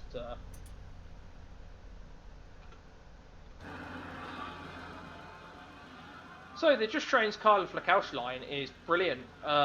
It's in a word, brilliant, but needs improvement, if you see what I mean. It's got real tenacity to it. It's really vibrant as a route. It's got some really lovely stretches to it, and also some really stretches where you've got to try and keep your eyes open, if you see what I mean. So it's a really interesting route and really variable. Unfortunately, I've seen in many different places there are asset issues, there are things floating on the ground, there are signs floating with no posts. There are just glaring issues with the route that unfortunately I can't give it full marks for. And the length of the route is huge, but it just doesn't feel right that it should just end here. You get a few buffers and then next minute you're in the water. It feels like there should be some more like fencing here or palisade fencing or something. It just feels a little bit incomplete. It feels like they probably got to the end and they were like, right, we can't be bothered to add the better scenery options, so we're just going to keep it at, passable, if you see what I mean, and let that be that. This is a very old route. I cannot say that Just Trains work the same way today. They don't. They have a very different system, and their routes now are insanely detailed. And if this is one of the reasons why they cancelled their planned route in Scotland, then I can perfectly see why, because this is a very difficult route to achieve 100% perfection in. However, this misses the mark by quite a big margin, mainly because of the glaring issues in various different places, and that is unfortunate. It seems to me that the better the scenery are in the bigger cities, so when you're looking at Inverness and coming out of Inverness, but once you get out of Inverness, it just gets worse and worse and worse, to the point where you actually reach the terminus station, and there's glaring issues with houses just placed randomly, and bits and bobs here and there, and things that just don't make sense, really. So it is with a very heavy heart that I cannot give this route the marks I want to give it, because it's a fantastic route, and I urge you to get it if you really want a nice pleasant drive along a typical Scottish Highland route. It is fantastic, but it has got its issues, and for that reason I'm only going to give it a 6 out of 10. I am very sorry, but it has missed the mark by quite a large margin. There are glaring route issues. It's lucky to get a 6 out of 10, and that's mainly because it covers a section of track that isn't in train sim in any other way, shape or form. So we need it here. It's a crucial route, but at the same time it just doesn't do the route justice. It is nowhere near as detailed as the Kyle line is in real life, and I really, really hope that one day we can have a route like this that is absolutely blows your mind for scenery assets and custom assets and whatnot, and honestly gives you the drive that you truly deserve when you're going across the Scottish Highlands. So there you go. It's a 6 out of 10 route from me. All links are in the description below if you are interested in getting it, and I thank you for bearing with me throughout this route review. It's been very difficult to film, especially having to do it in 2 different parts because it's so long, but thank you very much for bearing with me, and I have some fantastic stuff planned until obviously my hiatus hits. So do keep an eye out here on LM Simulation. We'll probably be heading back to Train Sim World 4 for our next video and doing something a little bit more authentic. Anyway, in the meantime, thank you very much for joining me here on LM Simulation. I do appreciate all your patience throughout this video, and I hope you have a wonderful, brilliant start to your 2024, you know, just as we've had over here at LM Simulation. So do wish you all the very best. Thank you very much for being with me, and have a wonderful rest of the day. All the best, do take care, and ta-ra!